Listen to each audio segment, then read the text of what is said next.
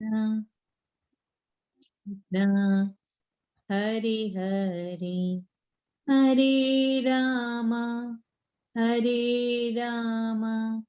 राम राम हरे हरे। हरे कृष्ण। श्रील प्रभुपाद की जय। सर्वने जय श्री कृष्ण। हरे कृष्ण माताजी, धन्यवाद माताजी। हरे कृष्ण सर्वे भक्तों ने। तो चलो आज આપણે શરૂ કરીએ શ્રીમદ ભગવદ ગીતાના 18 અધ્યાયમાંનો ત્રીજો અધ્યાય, જેનું નામ છે કર્મયોગ. અને બહુ સરસ અધ્યાય છે, બહુ ઇમ્પોર્ટન્ટ અધ્યાય છે અને આપણા માટે આપણને ઘણું બધું આમાં જાણવા મળશે. આજે શરૂ કર્યા પહેલા આપણે એક બે રિક્વેસ્ટ છે કે ભાઈ બધા પોતપોતાને મ્યુટ રાખજો, અને હું અત્યારે બી બધાને મ્યુટ કરી દઉં છું જેથી કરીને બેકગ્રાઉન્ડ અવાજ ઓછો આવે. અને આપણે ઓલરેડી અત્યારે 2 ક્લાસ કવર કરી લીધા છે. તો અત્યાર સુધી 2 ક્લાસમાં જે પ્રમાણે મારું બોલવાનું વ્યક્તિત્વ છે, આપણે પ્રેઝન્ટેશન છે, સાથે સાથે આપણે જે મારી સ્પીડ છે, ટોનાલિટી છે, એ બધામાં કોઈને કાંઈ આપને કાંઈ સુધારો વધારો કરવાનો હોય કે કાંઈ આપના સૂચન હોય તો ડેફિનેટલી કહી શકો છો, કે જેથી કરીને હું કોશિશ કરી કે બી આપની સ્ટાઇલ પ્રમાણે હું મેચ કરું. ફાસ્ટ જાઉં છું કે સ્લો જાઉં છું કે બધું ક્લિયર છે, થોડા ઘણા ઇંગ્લિશ શબ્દોનો પ્રયોગ થઈ જાય છે અનાયાસે, તો તે બદલ માફી ચાહું છું. બને ત્યાં સુધી કોશિશ કરું છું કે ભાઈ આને હું આપણે દૂર રાખવું, પણ ક્યાંક ને ક્યાંક થઈ જ જાય છે. તો આપ આપનું ચેટ બોક્સમાં બી ટાઈપ કરી શકો છો અથવા અનમ્યુટ કરીને બોલી બી શકો છો જો કંઈ મારે આપને સલાહ સૂચન હોય તો. હરે કૃષ્ણ. ઓકે,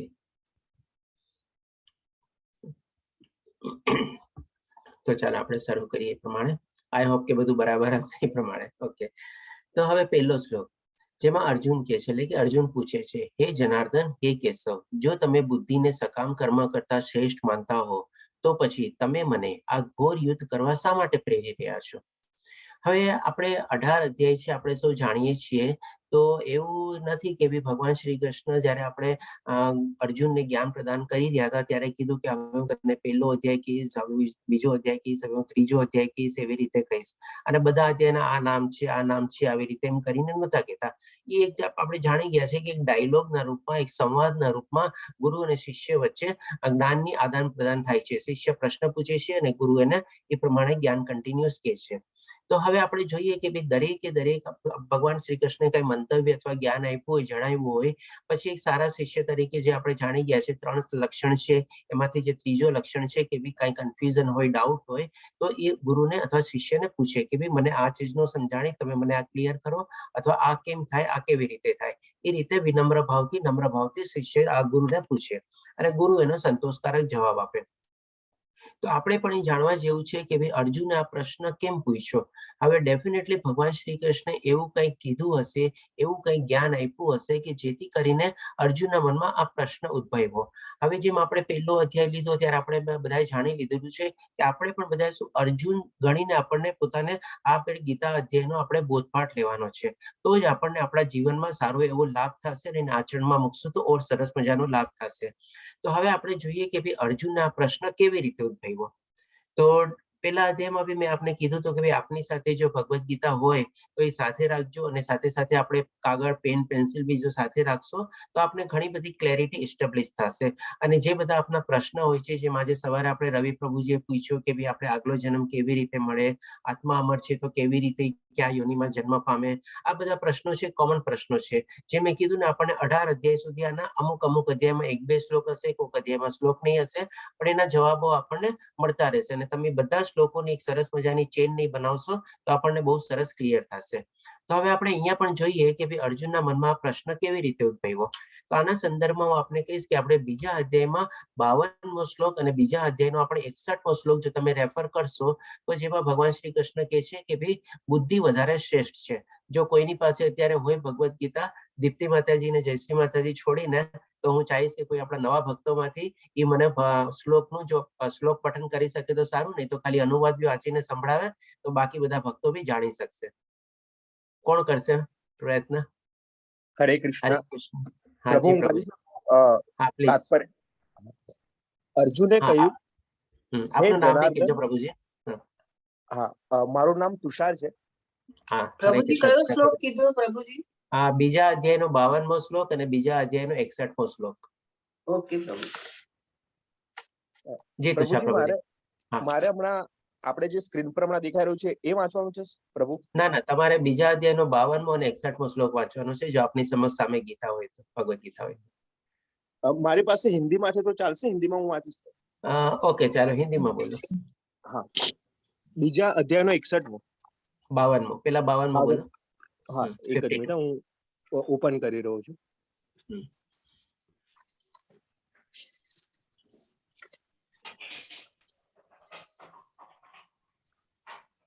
હા પ્રભુજી. યદા તે મોહ કલિલમ બુદ્ધિ વર્તતિરશ્યતિ તદા ગંતાસી નિર્વેદમ શ્રોતવ્યસ્ય શ્રુતસ્ય ચ. અનુવાદી વાંચો છો. हाँ, અને આનો અનુવાદ છે સર, जब तुम्हारी बुद्धि मोहरूपी सघन वन को पार कर जाएगी तो तुम सुने हुए तथा सुनने योग्य सबके प्रति अन्य मनस्क हो जाओगे. ધન્યવાદ. હવે 61મો શ્લોક લ્યો. 61. 61.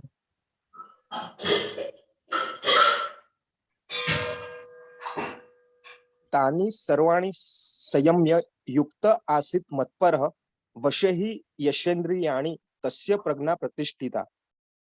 तात्पर्य है, जो इंद्रियों को पूर्णतया वश में रखते हुए इंद्रिय संयमन करता है और अपनी चेतना को मुझ में स्थिर कर देता है, वह मनुष्य स्थिर बुद्धि कहलाता है. તો હવે તમે જોઈ શકો છો કે બંને બુદ્ધિમાં, આ બંને શ્લોકમાં ભગવાન શ્રી કૃષ્ણ બુદ્ધિને બહુ ઇમ્પોર્ટન્સ આપ્યું છે અને બુદ્ધિનું મહત્વ જણાવ્યું છે. એટલે આના ઉપરથી અર્જુનના મનમાં પ્રશ્ન થાય છે કે જો તમે બુદ્ધિને સકામ કર્મ કરતા શ્રેષ્ઠ માનતા હો, એટલે કે એના કરતા જો સુપીરિયર હોય, તો પછી તમે મને આ ઘોર યુદ્ધ કરવા શા માટે પ્રેરી રહ્યા છો? હજી બીજા શ્લોકમાં હજી એક પ્રશ્ન પૂછે છે, તો એ બી આપણે કવર કરીએ. હવે બીજા શ્લોકમાં પછી કહે છે, આપના દ્વિઅર્થી ઉપદેશોથી મારી મતિ મૂંઝાઈ ગઈ છે. હવે આ શું કામે કે છે? દ્વિઅર્થી શું કામે? તો હવે આપણે જોઈ ગયા કે બીજા અધ્યાયમાં 11 શ્લોકમાંથી લઈને 30મા શ્લોક સુધી ભગવાન શ્રી કૃષ્ણ આત્માનું જ્ઞાન આપે છે. એટલે કે આપણે જ્ઞાન યોગ રીતે ફોલો કરવાનું કહે છે ભગવાન શ્રી કૃષ્ણ એને. અને પછી 38મા શ્લોકથી લઈને 53મા શ્લોકમાં ભગવાન શ્રી કૃષ્ણ એને સ્વધર્મનું આચરણ કરવાનું કહે છે. અને એમાં આપણે સરસ મજાના બે દ્રષ્ટાંત લીધા હતા, હનુમાનજી અને વિભીષણનો. અને એમાં આપણે જાણ્યું હતું કે એમાં કોઈ પાપ લાગતું નથી, અને એ રીતે જો આપણે ભગવાનના સૂચવેલા કાર્યો પર કરીએ, આપણો સ્વધર્મ નિભાવીએ અને આપણે ધર્મના માર્ગને અનુસરતા હોઈએ, તો આપણને પાપ બી નથી લાગતું, સાથે સાથે બધા કર્મ આપણને બંધન કરતા નથી બનતા, પણ આપતા મુક્તિ આપણને આપવા માટેના કર્મ બની જાય છે. એટલે કે આ બે ચીજ ભગવાન શ્રી કૃષ્ણ મહત્વની સમજાવી બીજા અધ્યાયમાં. એટલા માટે એ કહે છે કે અહીંયા આપણા દ્વિઅર્થી, એટલે કે એક બાજુ ભગવાને આમ કીધું કે ભાઈ જ્ઞાન યોગ ફોલો કરવાનું, એક બાજુ કહે છે મારો સ્વધર્મ નિભાવવાનું, અને મને કહે છે કે ઉઠ અને લડ. એવી રીતે તો હવે હું શું કરું? તેથી કૃપા કરીને મને નિશ્ચયપૂર્વક જણાવો કે આમાંથી મારે સૌથી હિતાવહ શું છે. એટલે આ રીતે અર્જુન પૂછે છે પ્રશ્ન, બે પ્રશ્ન પૂછે છે બે શ્લોકમાં. હવે જોઈએ કે ભાઈ પ્લીઝ આપ સૌ બધાને મ્યુટ કરીને રાખજો. મેં મ્યુટ કર્યું તો બી અવાજ આવે છે. ઓકે. તો હવે આપણે જોઈએ આ જ ચીજ આપણે જાણ્યા કે ભાઈ 11મા શ્લોકમાંથી 30મા શ્લોકમાં ભગવાન શ્રી કૃષ્ણ જ્ઞાન યોગ ઉપર આપ્યું, જ્ઞાન વિજ્ઞાન અને જ્ઞાન આપ્યું. અને અહીંયા આપણે 38મા શ્લોકથી 53મા શ્લોકમાં ભગવાન શ્રી કૃષ્ણ સ્વધર્મ ઉપર અથવા તો ભગવાને સૂચવેલા માર્ગ ઉપર અથવા તો આપણે ધર્મ માર્ગ ઉપર સમજાવ્યું. એટલે કે એના મનમાં ડાઉટ થાય છે કે ભાઈ હવે મારે, અથવા તો કન્ફ્યુઝન થાય છે કે મારે હવે કરવું શું. ડેફિનેટલી અર્જુન થોડો ઘણો આપણે યુદ્ધમાંથી ત્યારે કંઈક ને કંઈક રસ્તો ગોતતો હતો કે મારે કેવી રીતે આ યુદ્ધને એવોઇડ કરવું, અથવા કેવી રીતે મારે આ યુદ્ધમાંથી આપણે બહાર નીકળવું. એટલા માટે આવા પ્રશ્ન કરે છે, સ્વભાવે છે, પણ સાથે સાથે આપણા માટે પણ એ પ્રશ્ન કરે છે કે જેથી કરીને આપણને બધી ચીજો આપણને ક્લિયર થાય છે. તો હવે જોઈએ ભગવાન શ્રી કૃષ્ણ ચોથા શ્લોકમાં શું જવાબ આપે છે. ભગવાન શ્રી કૃષ્ણ કહે છે કે મનુષ્યને કર્મનો સમૂળ, અહીંયા સમૂળ અળ આવે, લ નો આવે, નળ નો અળ આવે, આ થોડી ટાઈપિંગ મિસ્ટેક છે. સમૂળ ગો પ્રારંભ ન કરવાથી ન તો કર્મફળથી મુક્તિ પ્રાપ્ત થાય છે. એટલે કે આપણે અહીંયા સુધી લઈએ. પેલા માની લો કોઈ માણસ કે ભાઈ ચાલો હવે તો હું તો કઈ કર્મ જ નથી કરવાનો, ચૂપચાપ એક બાજુ જઈને બેસી જાય અને શાંત રહીને રહે કે ભાઈ ચાલો બધા કર્મમાં તો કંઈક ને કંઈક દોષ છે, હું કર્મ જ નહીં કરું તો મારો કોઈ જાતનો કઈ દોષ જ નહીં આવે. એટલે કે એ રીતે એમાંથી મુક્તિ પામવા માંગતો હોય અને ચૂપચાપ એક જઈને બેસી જાય, તો પણ ભગવાન શ્રી કૃષ્ણ શું કહે છે કે ન તો કર્મફળથી મુક્તિ પ્રાપ્ત થાય છે. એટલે કે આવી રીતે બી એને કોઈ જાતની કોઈ મુક્તિ પ્રાપ્ત નથી થતી. અને બીજી ચીજ, ન તો કર્મ ત્યાગથી તેને પૂર્ણતા સિદ્ધ થાય છે. હવે કોઈ છે કે ભાઈ ચાલો હું બધો કર્મ તો છોડી દીધું, હવે બધી મારી ઈચ્છાઓને બી ઇન્દ્રિયોને બી કંટ્રોલ કરવા માટે હું જંગલમાં વયો જાઉં છું અથવા હું એકાંત સ્થાને વયો જાઉં છું અને ત્યાં જઈને આરામથી ચૂપચાપ બેઠો રહીશ અને બસ ખાલી થશે તો ભગવાનનું નામ લઈશ અને એવી રીતે કરીશ અને કોઈ કર્મ કે કઈ નહીં કરું. તો એના માટે બી ભગવાન શ્રી કૃષ્ણ કહે છે કે કર્મ ત્યાગને કરવાથી બી પણ એને પૂર્ણતા સિદ્ધિ થતી નથી. હવે શું કામે નથી થતી? એટલે કોઈ માણસ જો આવી રીતે વિચારે કે બધું છોડી છાડીને હું જંગલમાં વયો જઈશ, ચાલો સંસારથી કંટાળ્યો છે, સંસાર અસાર છે, બધું સમજી ગયો, હવે હું જાઉં છું અને ત્યાં જઈને હું ભગવાનનું નામ લઈશ અને બધું કરીશ, તો પણ એમાં એને પ્રાપ્તિ થતી નથી. એ રીતે ભગવાન શ્રી કૃષ્ણ કહે છે સંસારમાં રહીને જ બધા કર્મ કરવાના જ છે. હવે શું કામે નથી થતી એનું રીઝન બી આપણને ભગવાન શ્રી કૃષ્ણ સમજાવે છે. તો છઠ્ઠા શ્લોકમાં કહે છે જે મનુષ્ય કર્મેન્દ્રિયોને કાબુમાં રાખે છે પરંતુ મનમાં ઇન્દ્રિયોના વિષયોનું ચિંતન કરતો રહે છે તે નિસંદેહ પોતાને છેતરે છે અને ઢોંગી પણ કહેવાય છે. હવે આના સંદર્ભમાં બી આપણે સેમ શ્લોક આના જેવો જ આપણે ગઈકાલે કવર કર્યો હતો. કોઈ મને કહી શકશે આપણે કયો નંબરનો શ્લોક હતો અથવા કઈ સંદર્ભમાં કઈ? હરે કૃષ્ણ. તમને ખ્યાલ હોય તો મેં આપણને બે એક્ઝામ્પલ બી આપ્યા હતા. એક જેને ડાયાબિટીસ થઈ હોય એનો, એકને કોઈ પીણાનો શોખ હોય એનો. બે એક્ઝામ્પલ લઈને આપણે શ્લોક સરસ રીતે સમજાતા આપણે. ઓકે, ચાલો કઈ વાંધો નહીં. તો હવે જો હજી કોઈની પાસે હોય ભગવદ ગીતા, તો ભગવદ ગીતાનો બીજા અધ્યાયનો 59મો શ્લોક ખોલો જે આપણે ગઈકાલે કવર કર્યો અને ઈ વાંચો એકવાર. કોઈ બીજા નવા ભક્તની ઈચ્છા રાખું છું કે યુ બોલે. હરે કૃષ્ણ. કોણ કહેશે? બીજા અધ્યાયનો 59 પૂછ. બીજા અધ્યાયનો 59મો શ્લોક જે ગઈકાલે જ આપણે કવર કર્યો.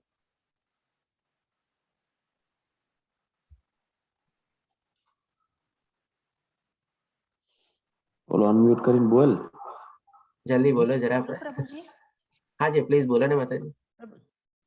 હા, વિષયા વિનિવર્તન્તે નિરાહારસ્ય દેહિનઃ રસવર્જ્ય રસોપસ્ય પરમ દૃષ્ટ્વા નિવર્તન્તે.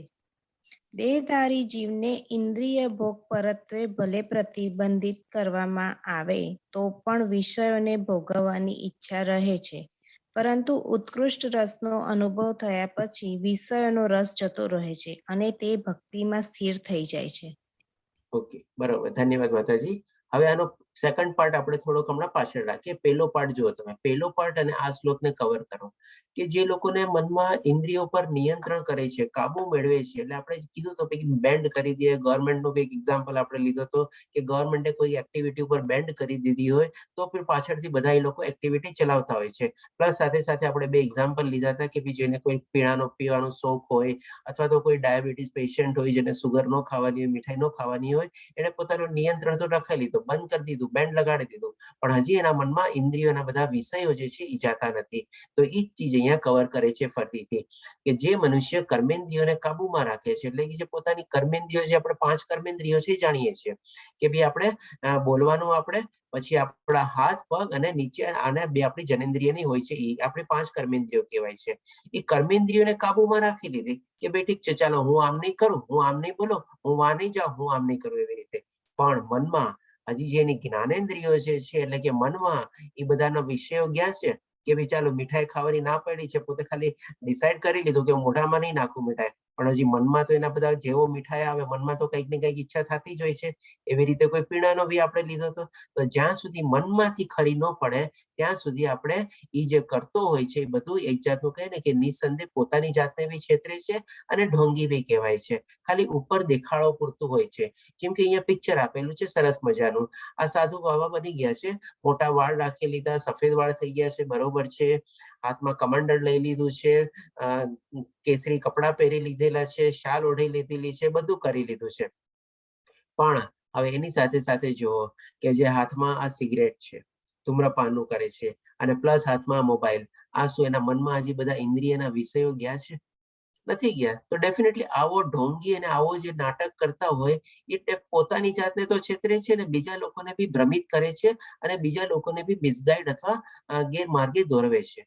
તો આવા જે લોકો હોય છે એ રીતે ભગવાન શ્રી કૃષ્ણ કહે છે કે કોઈ ગમે તેટલી બી કરે કે ભાઈ ચાલો હું બધા કર્મ છોડીને જંગલમાં વયો જઈશ અને ત્યાં જઈને હું ભગવાનની સેવા કરીશ તો બી એને મુક્તિ મળતી નથી અને એને સિદ્ધિ બી પ્રાપ્ત થતી નથી. એ રીતે ભગવાન શ્રી કૃષ્ણ ત્રીજા, ચોથા અને છઠ્ઠા શ્લોકમાં સરસ મજાનું આપણને સમજાવે છે. પણ હવે બીજી બાજુ જોઈએ, જે બીજા એવા બી તો હોય છે કે જે સરસ રીતે કર્મ કરતા હોય છે. એટલા માટે અહીંયા ભગવાન શ્રી કૃષ્ણ કહે છે, પરંતુ જો કોઈ નિષ્ઠાવાન મનુષ્ય કર્મેન્દ્રિયોને મન દ્વારા નિયંત્રિત કરવાનો પ્રયત્ન કરે છે અને અનાસક્ત થઈને કર્મયોગ એટલે કે કૃષ્ણ ભાવનામયની આરંભ કરે છે, તે ઘણો ચડિયાતો છે. હવે આ શ્લોક છે ને બહુ સરસ છે અને આમાં છે ને આપણને આખી કર્મ કરવાની આખી મેકેનિઝમ ભગવાન શ્રી કૃષ્ણ આપણને સમજાવે છે કે આપણે કેવી રીતે કર્મ કરવા જોઈએ. ગઈકાલે બી આપણે એક માતાજીનો પ્રશ્ન હતો કે ભાઈ આપણે ઈચ્છા અને સંકલ્પમાં શું ફરક છે, આપણે જો કંઈક આપણે લાઈફમાં ગોલ નો બનાવીએ તો આપણે આગળ કેવી રીતે વધીએ, પ્રગતિ આપણે કેવી રીતે થાય, એ ટાઈપના પ્રશ્ન હતા.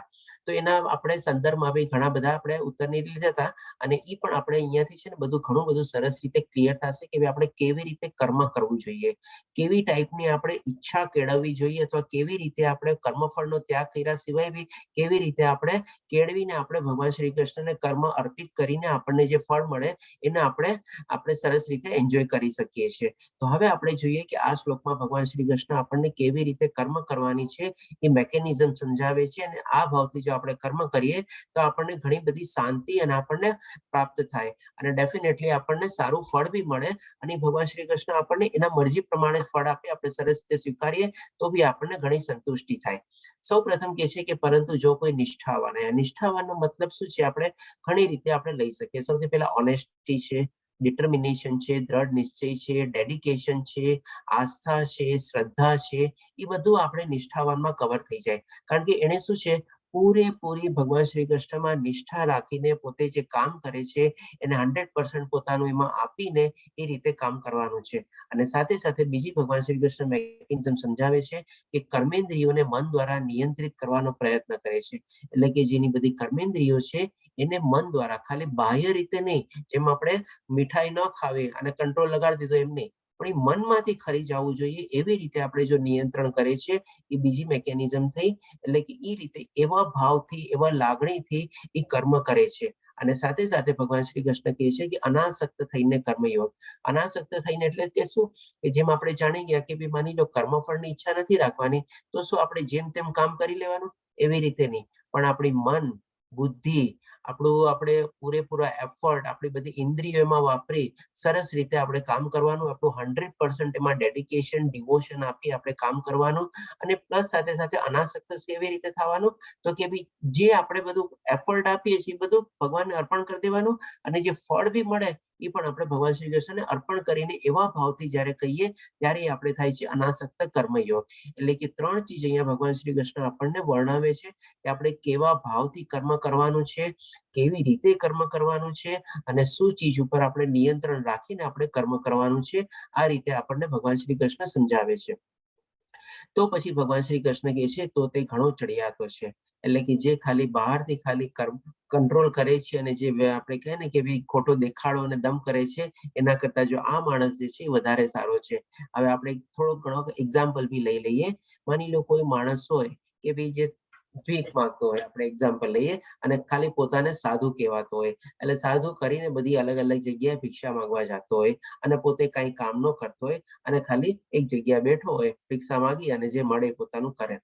એના કરતા જે માણસ છે ને ચપરાસી બી જે છે, થોડી ઘણી મહેનત કરીને પોતાનો ધર્મ નિભાવીને કર્મ કરે છે અને પછી એમાંથી પોતાનું મહેનતનું જે ફળ કરીને મેળવે છે અને એને ખાય છે, એ વધારે સારો છે. નહીં કે ભાઈ ઓલો જે છે ખાલી કોઈ પણ કર્મ કર્યા વગર ભિક્ષા માંગીને પોતાનું ગુજરાન ચલાવે છે અને મનમાં હજી બધી એના ઇન્દ્રિયોના વિષયો ભોગવવાની ઈચ્છા હજી ગઈ નથી. તો એના કરતા આ જે માણસ જે છે કે જે ખાલી પોતાની મહેનત કરીને ચપરાસીનું બી કામ કરે છે અને પોતાની ઇન્દ્રિયોને વશમાં રાખે છે, મન ઉપર નિયંત્રણ મેળવે છે અને જે કાંઈ પણ મળે છે એ ભગવાન શ્રી કૃષ્ણને અર્પિત કરીને, સમર્પિત કરીને પોતાનું ગુજરાન ચલાવે છે અથવા પોતાના ફેમિલીની સાર સંભાળ લે છે, એ વધારે સારો યોગી છે. એ રીતે આપણે ભગવાન શ્રી કૃષ્ણ અહીંયા વર્ણવે છે.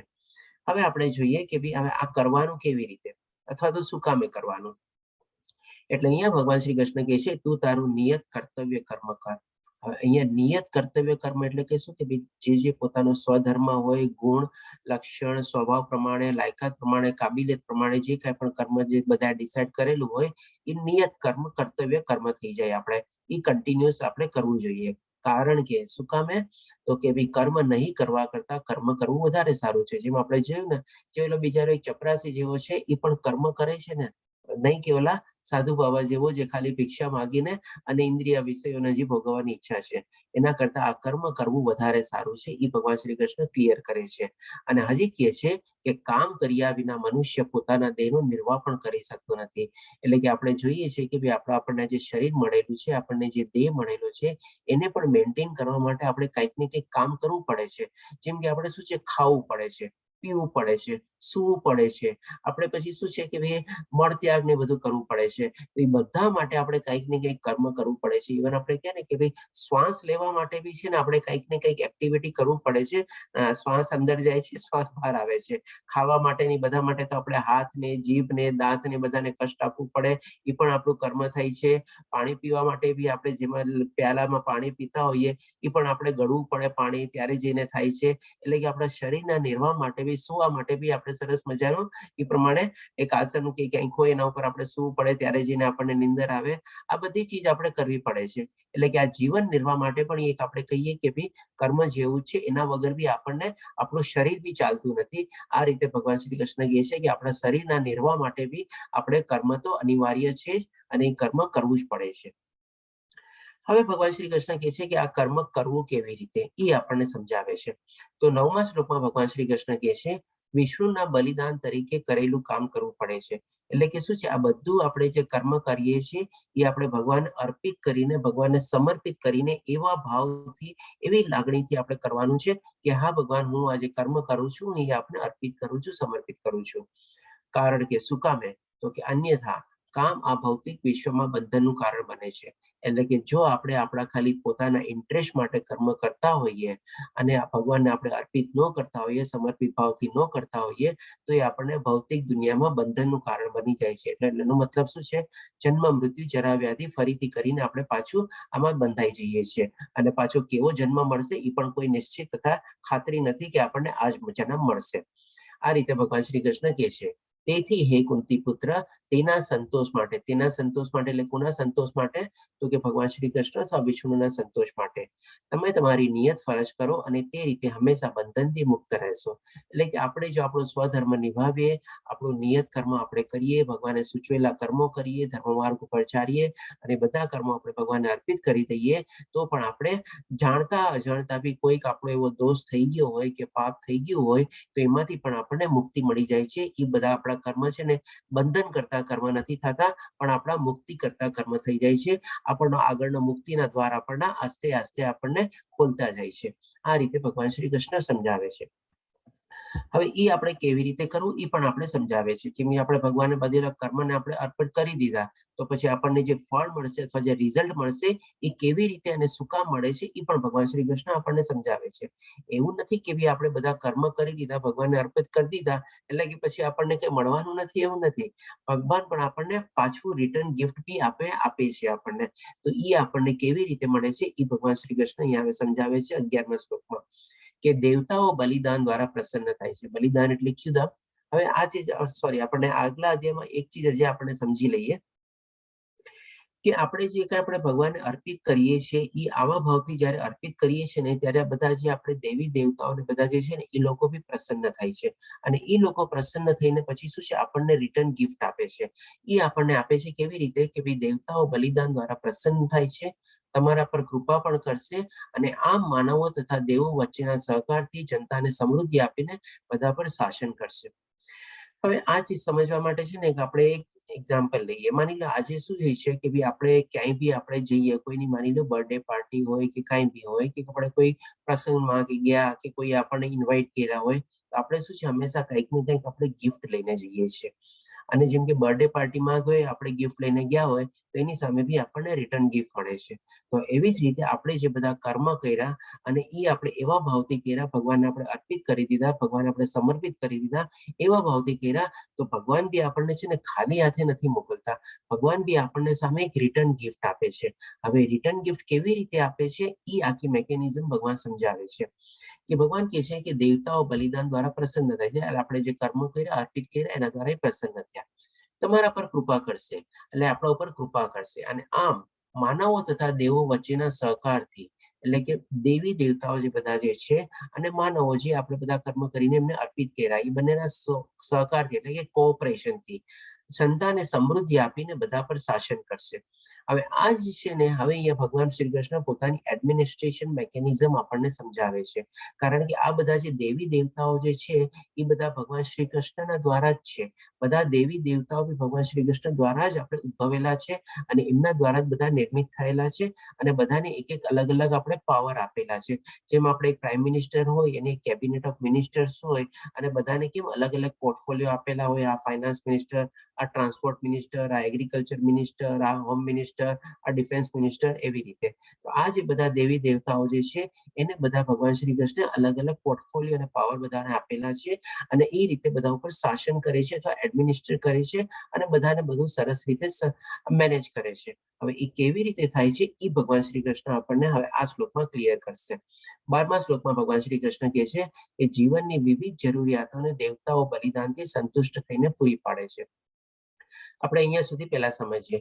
હવે આપણે જેમ અહીંયા જીવનમાં આપણે ભૌતિક દુનિયામાં આવી ગયા છે, તો આપણને જીવન નિર્વાહ માટે શું છે, અલગ અલગ આપણે ચીજ વસ્તુઓ જોઈએ. નોર્મલી આપણી 6 બેઝિક નેસેસિટી છે જે આપણા જીવન નિર્વાહ માટે જોઈએ. ખાવું, પીવું, સૂવું, મળત્યાગ કરવું, મેટિંગ, સંભોગ અને લાસ્ટમાં આપણે ડિફેન્સ એટલે કે પોતાનો સ્વ બચાવ કરવો. આ 6 ચીજ આપણને હંમેશા જોઈએ આપણને. તો હવે આપણે છે ને પેલા ખાવા પીવાની બધાથી આપણે શરૂ કરીએ. જેમ કે અહીંયા આવ્યા છીએ તો આપણને જીવનના આપણા શરીરના નિર્વાહ માટે આપણે ખાવું જોઈએ, કંઈક ને કંઈક આપણે પાણી ને બધું આપણે પીવું જોઈએ, શ્વાસ લેવો જોઈએ. તો આ બધી ચીજ છે ને આપણને છે ને આ આખી કુદરતમાંથી અને સૃષ્ટિમાંથી જ આપણને મળે છે. જેમ કે ધરતીમાં અનાજ ઉગે છે એ આપણને મળે છે, ઇન્દ્રદેવ પાસેથી આપણને પાણી મળે છે આપણને, પછી આપણે જે વાતાવરણ ને બધું જે છે જેમાંથી આપણને ઓક્સિજન મળે છે એટલે આપણે શ્વાસ લઈએ છીએ આપણે, પછી આપણે હવામાંથી પણ આપણી શ્વાસ આપણે પાછો છોડીએ છીએ અને એમાં એબ્ઝોર્બ થાય છે. એવી રીતે આપણને જળ બી મળે છે, એમાંથી વાયુ મળે છે, પૃથ્વીમાંથી આપણને અનાજ મળે છે અને લાસ્ટમાં આપણને સૂર્ય અને ચંદ્ર દ્વારા આપણને તાપ અને છાંયો અને રોશની બી મળે છે. સૂર્ય આપણને રોશની બી આપે છે, તાપ બી આપે છે, ચંદ્ર આપણને છાંયો આપે છે અને એ રાત્રિમાં આપણે આપણી નિંદર બી કરીએ છીએ. એટલે ખાવું, પીવું, નિંદર કરવી, મન ત્યાગ કરવો, આ બધી ચીજ આપણને સૃષ્ટિમાંથી જ આપણને મળેલી છે. એટલે આ રીતે ભગવાન શ્રી કૃષ્ણ કહે છે કે જીવનની વિવિધ જરૂરિયાતોને દેવતાઓ બલિદાનથી સંતુષ્ટ થઈને પૂરી પાડે છે. હવે આ બધાને એક એક અલગ અલગ દેવ છે, જેમ કે પવન દેવ છે, વરુણ દેવ છે, પછી સૂર્યદેવ છે, ચંદ્રદેવ છે, ઇન્દ્રદેવ છે, એ આપણને વરસાદ આપે છે. પછી એવી રીતે સરસ્વતી દેવી આપણને સરસ્વતી વિદ્યા આપે છે. આ રીતે બધા અલગ અલગ દેવી દેવતાઓ બધા છે જે ભગવાન શ્રી કૃષ્ણની આખી મેકેનિઝમ, જેમ આપણે કીધું કે ભાઈ બધાનો પોર્ટફોલિયો ઓફ મિનિસ્ટર આપેલા હોય એવી રીતે બધાને ભગવાન શ્રી કૃષ્ણ બનાવેલા છે. તો આ રીતે પિક્ચરમાં બી આપ જોઈ શકો છો, આ બધા દેવી દેવતાઓ જે છે અને ઉપરમાં ભગવાન શ્રી કૃષ્ણ છે અને આ બધાથી આપણી જે જીવન જરૂરિયાતો બધી જે છે આપણને એ લોકો પૂરી પાડે છે. પરંતુ હવે આ ચીજ બહુ સરસ મજાની આપણને સમજવા જેવી છે. જે બદલામાં દેવતાઓને અર્પણ કર્યા વિના આવી ભેટોનો આનંદ માણે છે તે ચોર છે. હવે આ ચીજ સમજવા માટે છે ને કે આપણે એક એક્ઝામ્પલ લઈએ. માની લો એક ઓપન હાઉસ છે અને એ ઓપન હાઉસમાં તમારે માટે બધી સગવડો છે, તમારે જે ખાવું એ ખાવો, જે પીવું હોય એ પીવો, બધું આપણે સારી ચીજો લઈએ છીએ, સાત્વિક ચીજો લઈએ છીએ, આમાં બધી ચીજો આપણે ગણવાની નથી આપણે. એટલે કે આપણે જે આપણે પીવું હોય પીવો, જ્યુસ પીવો, પાણી પીવો, આ પીવો, નાળિયેર પાણી પીવો, જે પીવો એ બધું પીવો, બધી સાત્વિક ચીજો ગણવાની છે. પછી આપણને સૂવો હોય એમાં સૂવો, ગાડલાની બધી મેકેનિઝમ છે, એસી છે, પંખા છે, લાઇટ બત્તી છે, બધું ચીજ છે આપણે. બાકી બધી ફેસિલિટી બી છે, મળત્યા કરવાની, આ ને તેને બધું કરવાની. અને હવે એમાં આપણે બધું ફ્રી ઓફ ચાર્જ છે, કોઈ કાતો કોઈ ચાર્જ નથી. હવે બધું એક માણસ જાય છે અંદર, એની અંદર બધું એન્જોય કરે છે, આરામથી અઠવાડિયું 10-15 દિવસ રહે છે. અને પછી જયારે એમાં એક્ઝિટ ગેટો બધા અલગ અલગ બનેલા છે. એક્ઝિટ ગેટની પાસે એક માની લ્યો સેવા પેટી છે. હવે એમાં શું છે, માણસ નીકળતી વખતે જેમ રિટર્ન ગિફ્ટ આપવાની હોય કે જો કંઈક સેવા પાર્ટીમાં નાખી શકે તો નાખી શકે, અથવા તો જો માનીને ન નાખી શકે તો એ શું બાકી બધી સેવા બી આપે. જેમ કે ત્યાં બધું આ બધી આટલા બધા માણસો આવતા જતા હોય તો એની સાફ સફાઈ કરવી, એનું મેન્ટેનન્સ કરવી, એની કેર કરવી, બધા લોકોને પીરસવું, બધા લોકોને સેવા આપવી, આ બધું બી કરી શકે છે અને એવી રીતે જાય છે. તો હવે માની લો કોઈ માણસ એવો હોય કે જે આ બધું ત્યાં માની લો 10-15 મહિનો દિવસ રહ્યો, બધું ભોગવ્યું અને કાંઈ ન કર્યું, પોતે ના કોઈ સેવા આપી, ના કોઈ સેવા પાર્ટીમાં કઈ આપણે યોગદાન આપ્યું અને એમને એમ નીકળી ગયો હોય, તો એ આપણે શું છે, ભગવાન શ્રી કૃષ્ણ એને કહે છે કે બધી આનંદ માણે છે તો તે ચોર છે. હવે એવી જ રીતે આપણે આ ભૌતિક દુનિયામાં આવી તો ગયા છે, આપણા માટે આ ઓપન હાઉસ છે. અહીંયા ભગવાન શ્રી કૃષ્ણ આપણને બધું આપેલું છે, ખાવા પીવાની સગવડો છે, સુવાની સગવડો છે, પાણી મળે છે, ઓક્સિજન મળે છે, લાઇટ મળે છે, ચંદ્ર છે, રાત્રિ છે, બધું થાય છે. અને હવે આપણે જો એની બદલામાં આપણે કોઈ રિટર્ન ગિફ્ટ ન આપીએ તો એ ભગવાન શ્રી કૃષ્ણ શું કહે છે કે આ બધી ભેટોનો આનંદ માણે છે, આખી રીતે સૃષ્ટિને એન્જોય કરી લીધી અને કાંઈ અર્પિત ન કર્યું તો એ ચોર છે. એટલે કે આપણે જો અર્પિત કર્યા વગર આપણે કરીએ તો આપણે ચોર ગણાઈએ. આ રીતે ભગવાન શ્રી કૃષ્ણ કહે છે. હવે કેવી રીતે અર્પિત કરવું જોઈએ એ પણ ભગવાન શ્રી કૃષ્ણ સમજાવે છે 13મા શ્લોકમાં. ભગવાનના ભક્તો એટલે કે જે લોકો ભગવાનના ભક્ત હોય છે, બધું માનતા હોય છે, એ તમામ પ્રકારના પાપથી મુક્તિ મેળવે છે, કારણ કે તેઓ ભગવાનને અર્પણ કર્યા પછી ભોજન કરે છે. એટલે એ લોકો ડેફિનેટલી જે કાંઈ પણ અહીંયા ફળ મેળવે છે બધું પોતે ભગવાનના પ્રસાદી રૂપે એને ગ્રહણ કરે છે અને એવી રીતે ભગવાનની સ્તુતિ, અર્ચના, પ્રાર્થના ને બધું કરીને એ લોકો કરે છે. અન્ય લોકો એટલે કે બીજા લોકો જે વ્યક્તિગત અર્થમાં આનંદ માટે ખોરાક તૈયાર કરે છે તે ખરેખર પાપ જ ખાય છે. હવે પેલા આપણને ચોર બી કીધા ભગવાન શ્રી કૃષ્ણ. જો આવી રીતે આપણે રિટર્ન ગિફ્ટ ને નો આપીએ આપણે તો, અને સાથે સાથે જો આવી રીતે આપણે કરતા હોઈએ તો આપણે પાપ બી ખાઈએ છીએ, આપણે એમ ગણાય છે આપણે. એટલે કે ભગવાન શ્રી કૃષ્ણ આપણે કાંઈ બી અર્પિત કર્યા વગર જો આપણે કરીએ. હવે અહીંયા છે ને આપણે જેમ ગઈકાલે એક માતાજીએ કોઈ પ્રશ્ન પૂછ્યો હતો કે ભાઈ ઈચ્છા ને બધું રાખવાથી, એના સંદર્ભમાં બી આપણે જે હતું એ સમજી લઈએ કે ભાઈ આપણે જો આપણે પોતાના વ્યક્તિગત રીતે આપણે પોતાના લાઈફ ગોલ બનાવ્યો કે ભાઈ મારે આટલા રૂપિયા ભેગા કરવા છે, આટલું આ કરવું છે, એનાથી મારી લાઈફને આવી રીતે એન્જોય કરીશ, અથવા એટલે કે આવી વ્યક્તિગત અર્થમાં આનંદ એટલે કે આ ઇન્દ્રિય સુખ માટે કે શરીર સુખ માટે આપણે ફરીથી બધાને મ્યુટ કરી દઉં છું. પ્લીઝ આપશે બધાને મ્યુટ રાખજો જેથી બેકગ્રાઉન્ડ અવાજ ન આવે. આપણે જે કાંઈ પણ ગોલ બનાવ્યા લાઈફમાં, બધું આપણે પ્રોગ્રેસ કર્યું, બધું કર્યું, અને ખાલી આપણે પોતાના જ આપણા ભોગ માટે અને આનંદ માટે, આપણા પોતાના શરીર સુખ માટે, આપણા પોતાના જ ઇન્દ્રિય સુખ માટે જો આપણે એને ભોગવ્યું અને બધું કર્યું, આનંદ મેળવ્યો, તો એ ડેફિનેટલી આપણે પાપ ખાધું એવી રીતે ગણાય છે. જો જ્યાં સુધી આપણે સમર્પિત ભાવને એ ભાવથી આપણે ન કર્યું હોય તો.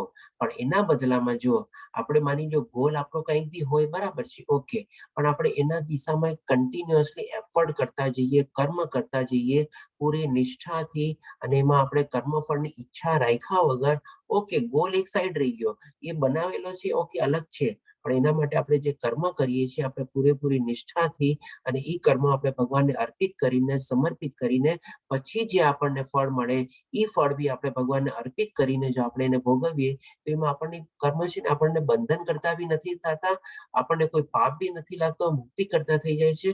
અને ઘણી વાર જે આપણો જે ગોલ બનેલો હોય ને એના કરતા ભગવાન છે ને આપણને વધારે જે હોય ને એ આપણને આપે છે. આના સંદર્ભમાં બી હું એક આપણને છે ને નાનકડો દાખલો આપીશ કે આપણે એક શું છે, એક નાનો છોકરો હોય છે.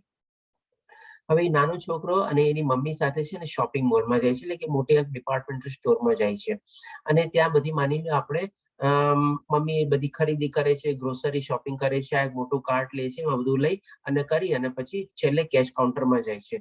કેશ કાઉન્ટરમાં જઈને એ બધું આપણે બિલ ને બધું બનાવે છે. હવે દુકાનદારની મેનેજ સિસ્ટમ શું હતી કે ભાઈ જે કાંઈ પણ કેશ કાઉન્ટરમાં આવે કોઈ, એને બધાની સાઈડમાં એક મોટો ડબ્બો પડ્યો હતો જેમાં પીપર, ચોકલેટ, કેડબરી ને બધું પડ્યું હતું, અને જેને કોઈ એક ઓફર કરે, જેને લેવું હોય લે, અને પર્ટિક્યુલરલી છોકરા હોય તો એને ઓફર કરે.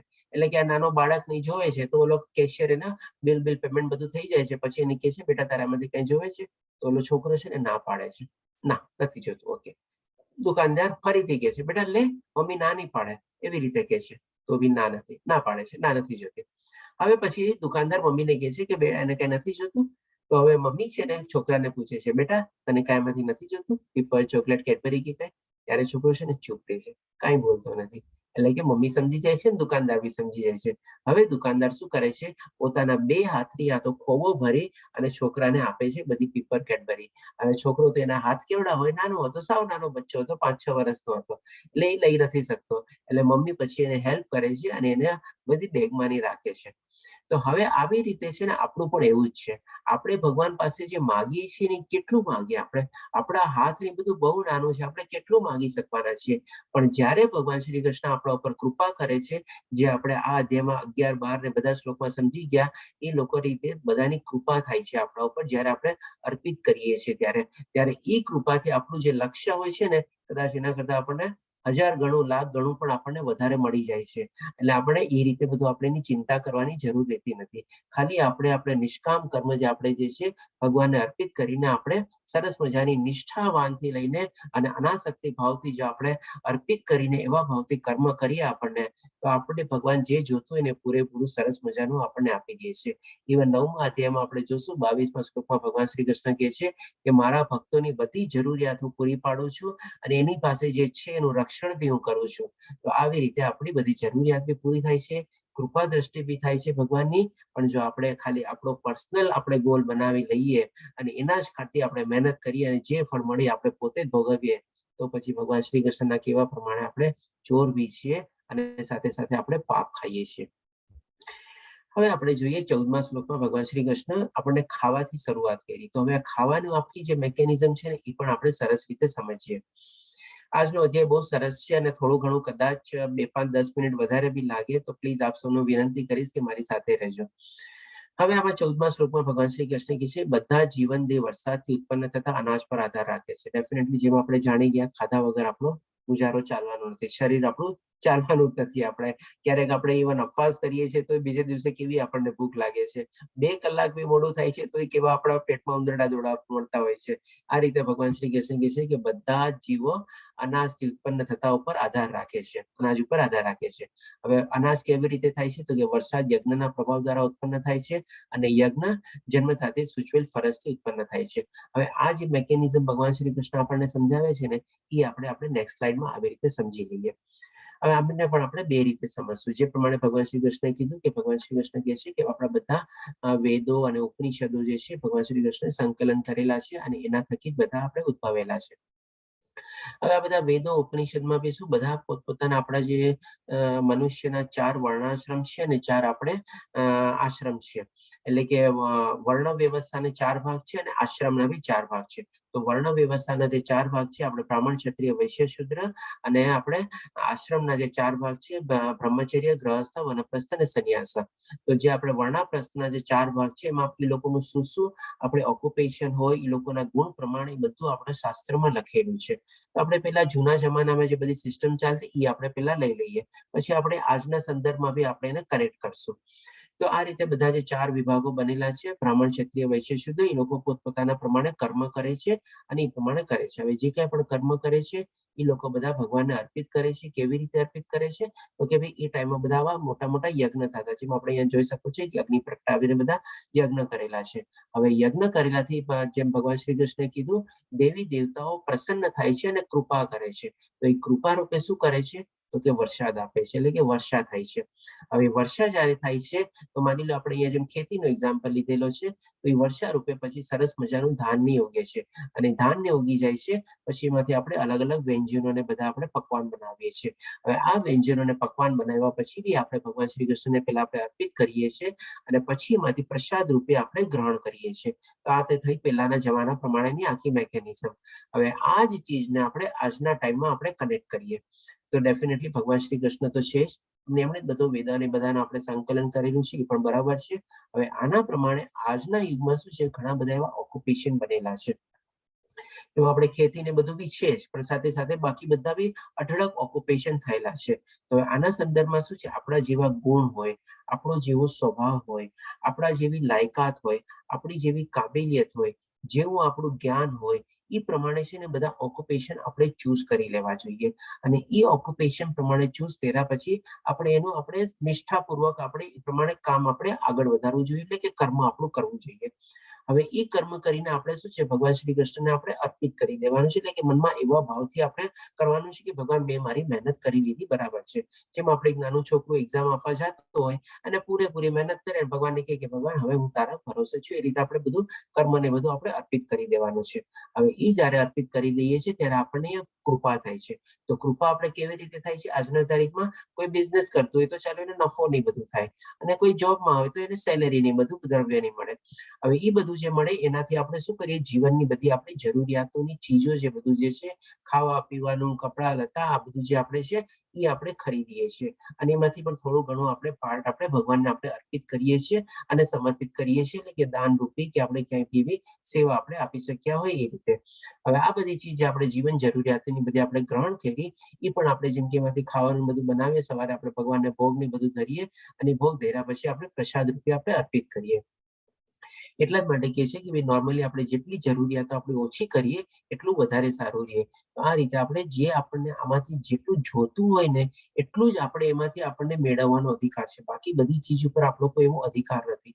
તો આપણે થઈ ગઈ આજના તારીખમાં બધી આપણી મેકેનિઝમ કે આપણને જે કાંઈ પણ મળે છે એ બધું આપણે નોર્મલી આપણે એ બી અર્પિત કરી દેવાનું છે, ફળને બી આપણે અર્પિત કરવાનું છે, અને એમાંથી પ્રસાદ રૂપે આપણે ગ્રહણ કરવાનું છે. તો આપણે ચોર બી ન કહેવાઈએ, અને એવી રીતે આપણે પાપ બી ખાધું ન કહેવાઈએ, અને એ બધા કર્મ બી આપણા બંધન કરતા ન થાય પણ આપણા મુક્તિ કરતા કર્મ થાય. આ રીતે આપણે આજના સંદર્ભમાં બી આપણી આખી કર્મની મેકેનિઝમ સમજ્યા આપણે. હવે જોઈએ કે ભાઈ આજની તારીખમાં આપણે યજ્ઞ કેવી રીતે કરવો. તો જેમ સતયુગમાં શું છે, બધા લોકો ધ્યાન ધરતા, મેડિટેશન કરતા, નિરાકાર અથવા નિર્ગુણ રૂપમાં ભગવાનની પ્રાપ્તિ કરવા માટે પ્રયત્ન કરતા, બધું બરાબર હતું, ત્યારના ટાઈમ પ્રમાણે બધું બરાબર હતું. પછી આવ્યો ત્રેતાયુગ. ત્રેતાયુગમાં બધા હવે અગ્નિ બલિદાન કરતા, એટલે અગ્નિથી બધા યજ્ઞ કરતા, અને એ ટાઈમમાં બધા એવા સાધન સામગ્રી બી અવેલેબલ હતા, અને એવા રીતે પંડિતો ને બધા ઋષિ મુનિઓ બી અવેલેબલ હતા કે જે લોકો સાચા એવા શાસ્ત્રો અને મંત્રો ઉચ્ચારણ બધું જાણતા, અને એવી રીતે ટાઈપથી યજ્ઞ કરી શકતા હતા. પણ પછી આવ્યો દ્વાપર યુગ. દ્વાપર યુગમાં પછી આ બધું આસ્તે આસ્તે ઓછું થવા માંડ્યું, અને દ્વાપર યુગમાં આપણા ઘણા બધા મંદિરો બી બંધાણા છે. એનું પણ મેઇન કારણ આ જ છે કે ત્યારે લોકો જાત મંદિરના બાંધકામમાં આપણે પોતાને પ્રવૃત્ત કરતા, ભગવાનનું જ કામ થઈ ગયું, ત્યાં મંદિરના નિર્માણ થઈ ગયા પછી ત્યાં જઈને સેવા આપતા, ત્યાં જઈને પૂજા કરતા, અર્ચના કરતા, પ્રાર્થના કરતા, મંદિરમાં બી જે કાંઈ પણ બધી આપણે અલગ અલગ સેવાઓની જરૂરિયાત હોય એ લોકો બધું કરતા, અને આ રીતે એ લોકો પોતાનું કર્મ કરતા. પણ હવે આવી ગયો આપણે કળિયુગ, અને કળિયુગમાં બી આવી ગયો આપણે હવે કોરોના કાળ, કે જેમાં મંદિરો બી બધા બંધ થઈ ગયા છે. તો હવે કરવાનું શું? તો હવે કરવાનું છે આપણે કે ભાઈ કળિયુગમાં આપણે હરે કૃષ્ણનો જાપ કરવાનો છે. હવે હરે કૃષ્ણનો જાપ શું કામે કરવાનો છે એ પણ આપણે શાસ્ત્રના સંદર્ભ રીતે આપણે સમજી લઈએ. તો સૌ પ્રથમ આપણે શ્રીમદ ભાગવતમમાં જે છે આપણે 11મો સ્કંદમાં 5મા અધ્યાયમાં 32મા શ્લોકમાં છે, જેમાં ભગવાન શ્રી કૃષ્ણ ચૈતન્ય મહાપ્રભુજી કીધેલું છે, જય શ્રી કૃષ્ણ ચૈતન્ય પ્રભુ નિત્યાનંદ અદ્વૈત ગદાધરા શ્રીવાસદી ગૌર ભક્ત વૃંદા. એટલે કે આપણે સવારે જે પ્રાર્થના લઈએ છીએ એમાં બી આપણે આ મંત્ર આવે છે, દીપ્તિ માતાજી પ્રાર્થના લઈએ છીએ, આ બધા સાંભળતા હશો, એમાં આપણે આ કવર કરીએ છીએ. અને પછી આપણે બોલીએ છીએ હરે કૃષ્ણ કૃષ્ણ કૃષ્ણ હરે હરે, હરે રામ રામ રામ હરે હરે. એકચ્યુઅલી આ મંત્ર છે ને સૌથી પહેલા બ્રહ્માજીએ આપેલો છે, પણ ચૈતન્ય મહાપ્રભુજી છે ને આ મંત્રને આપણે બહુ સરસ રીતે પ્રચલિત કર્યો, અને બહુ સરસ રીતે પોપ્યુલર કર્યો અને આગળ વધાર્યો.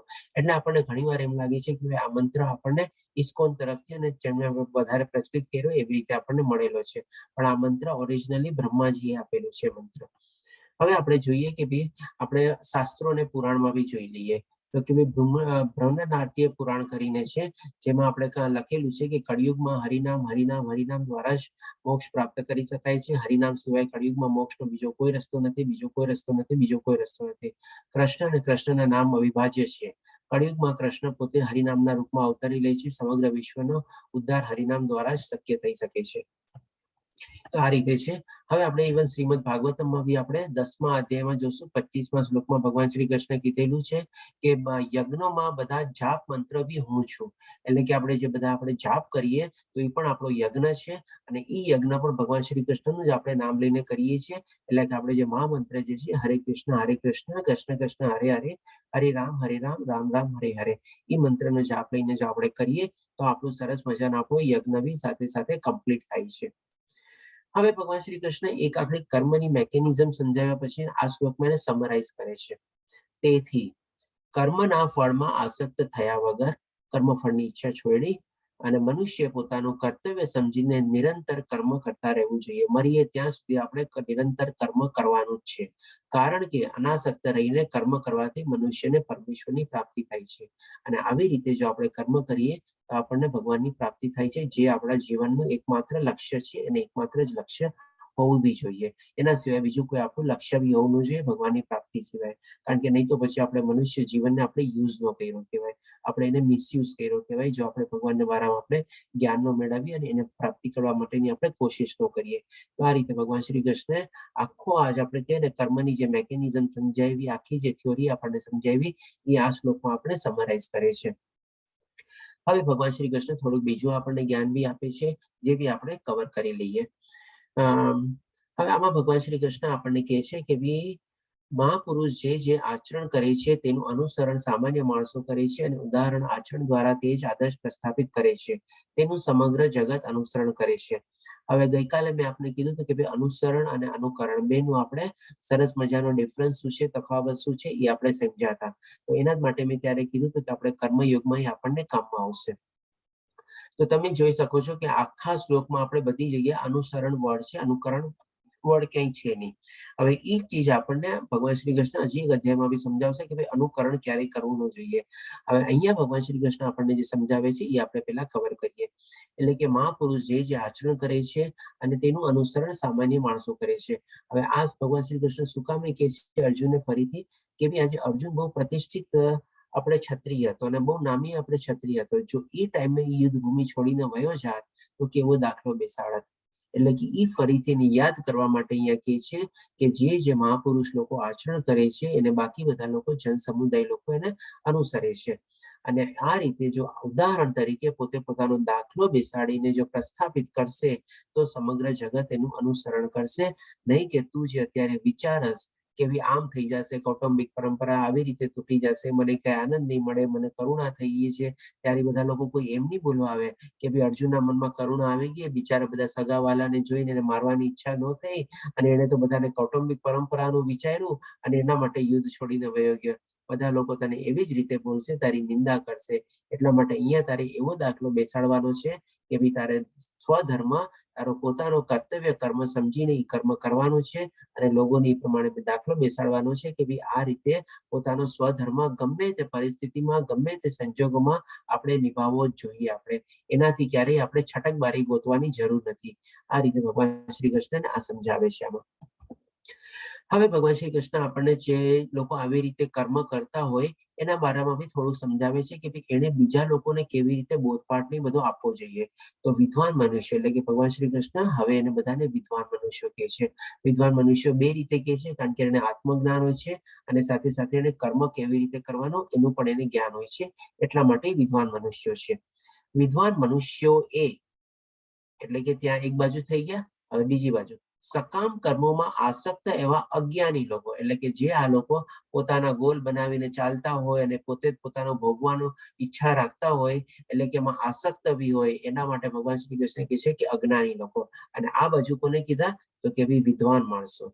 અને આ બાજુ કોને સરખાવ્યા છે સકામ કર્મને પોતાના જ માટે બધું ભોગવવાની ઇન્દ્રિય સુખ અને શરીર સુખ માટે છે, એને ભગવાને કીધું અજ્ઞાની લોકો. એટલે અજ્ઞાની લોકોમાં મનને વિચલિત કરવા જોઈએ નહીં. એટલે ભગવાન શ્રી કૃષ્ણ અહીંયા સરસ મજાનું બે ડિવિઝન ક્રિએટ કરી દીધા કે વિદ્વાન મનુષ્ય કોણ છે અને અજ્ઞાની મનુષ્ય કોણ છે. હવે આ લોકોને પણ છે ને વિદ્વાન મનુષ્ય વિચલિત કરવા જોઈએ નહીં. શું કામ એ પણ કહે છે તેમને કર્મનો ત્યાગ કરવા માટે પ્રોત્સાહન આપવું જોઈએ નહીં. કારણ કર્મ તો કરવાનું છે, ભલે સકામ કર્મ બી કરે તો છે, ઓલા કરતા તો સારો છે જે ભિક્ષા માગીને ખાલી પોતાના ઇન્દ્રિય વિષયોના ભોગમાં જ હજી પડેલો છે ને એમાં મનમાંથી બધા ઇન્દ્રિય વિષયો નથી કરતા. એના કરતા બી ચાલો સકામ કર્મ પોતાનો ગોલ બનાવીને પોતાને ભોગવા માટે કર્મ તો કરે છે, એટલે એનાથી પણ એને વિચલિત નહીં કરવાનો. પણ શું કરવાનું તો કે ભક્તિભાવપૂર્વક કર્મમાં વ્યસ્ત રહેવા પ્રેરણા આપવી જોઈએ. એટલે આસ્તે આસ્તે શું છે એને સમજાવવાનું કે ભાઈ ઠીક છે બેટા, જેમ કે તે તારો લાઈફ ગોલ બનાવ્યો, તારે આ કરવું છે એ કરવું છે, પણ હવે તું કરીશ શું એનું? તું કહેશ કે ભાઈ હું આ રીતે ભોગવીશ, આ રીતે ભોગવીશ. તને ખબર છે બેટા આના સિવાય બી લાઈફમાં ઘણું બધું છે, આવી રીતે છે. આપણે ભગવાન શ્રી કૃષ્ણને આવી રીતે પૂજી શકીએ, એના માટે આપણે આવું થોડું સારું કામ કરી શકીએ. એટલે એમાંથી એને ડાયવર્ટ નહીં કરવાનો, ટોટલી એને આપણે વાંથી ખેંચીને અહીંયા નથી લાવવાનો. આપણે પણ ઓકે એ જે કરે સાથે સાથે એનું આસ્તે આસ્તે શનૈ શનૈ ધીરે ધીરે એને આ જ્ઞાન આપવાનું કે જેથી કરીને એના મનમાં આવી બધી કૃષ્ણમય ભાવનાનો વિકાસ થાય અને એ રીતે એ પોતાના કર્મમાં આવી રીતે એનું ઇન્ક્લુડ કરે અને આસ્તે આસ્તે એ પોતાના કૃષ્ણ ભાવનામાંથી પરાયણ થઈને પોતાના કર્મ અને પોતાના ફળને બધાને અર્પિત કરતો જાય અને આસ્તે આસ્તે અનાસક્ત ભાવ બી એનામાં કેળવાતો જાય. એવી રીતે ભગવાન શ્રી કૃષ્ણ કહે છે કે વિદ્વાન માણસોએ કરવું જોઈએ. આવા અજ્ઞાની માણસોને સમજાવીને કરી દે, એને રોકવાની જરાય જરૂર નથી. આમાં બી એક આપણે નાનો દાખલો આપું કે માની લો કોઈ નાનું બાળક હોય ને એને આપણે કહેશું ને બેટા આમ નહીં કરતો, એ અચૂક નહીં માને જોજો, એ એનાથી ઉલટું જ કરશે. કારણ કે તમે એને કીધું છે આમ નહીં કરશે એટલે એમ જ કરશે જોજો, ઉલટી રીતે જ કરશે હંમેશા. તો આવી રીતે પણ ભગવાન શ્રી કૃષ્ણ આપણને બી કહે છે કે જે લોકો આવી રીતે આમ સકામ કર્મ કરતા હોય કરવા દો, પણ એને આસ્તે આસ્તે આવી રીતે વાળવાની કોશિશ કરો, એને સમજાવી અને આસ્તે આસ્તે એ પ્રમાણે એનો વિકાસ થાય એ રીતે કરો. પછી ભગવાન શ્રી કૃષ્ણ હજી એક ચીજ કહે છે કે ભાઈ જીવ મિથ્યા અહંકારના પ્રભાવથી મોહગ્રસ્ત થઈને પોતાની જાતને સમગ્ર કાર્યોનો કરતા માની લે છે, પણ હકીકતમાં ભૌતિક પ્રકૃતિના 3 ગુણો દ્વારા તે થતા હોય છે. હવે આમાં જેનો પ્રશ્ન હોય ને કે ભાઈ આપણે કરતા કોણ છે, તો એ પણ અહીંયા ભગવાન શ્રી કૃષ્ણ આપણને સમજાવે છે.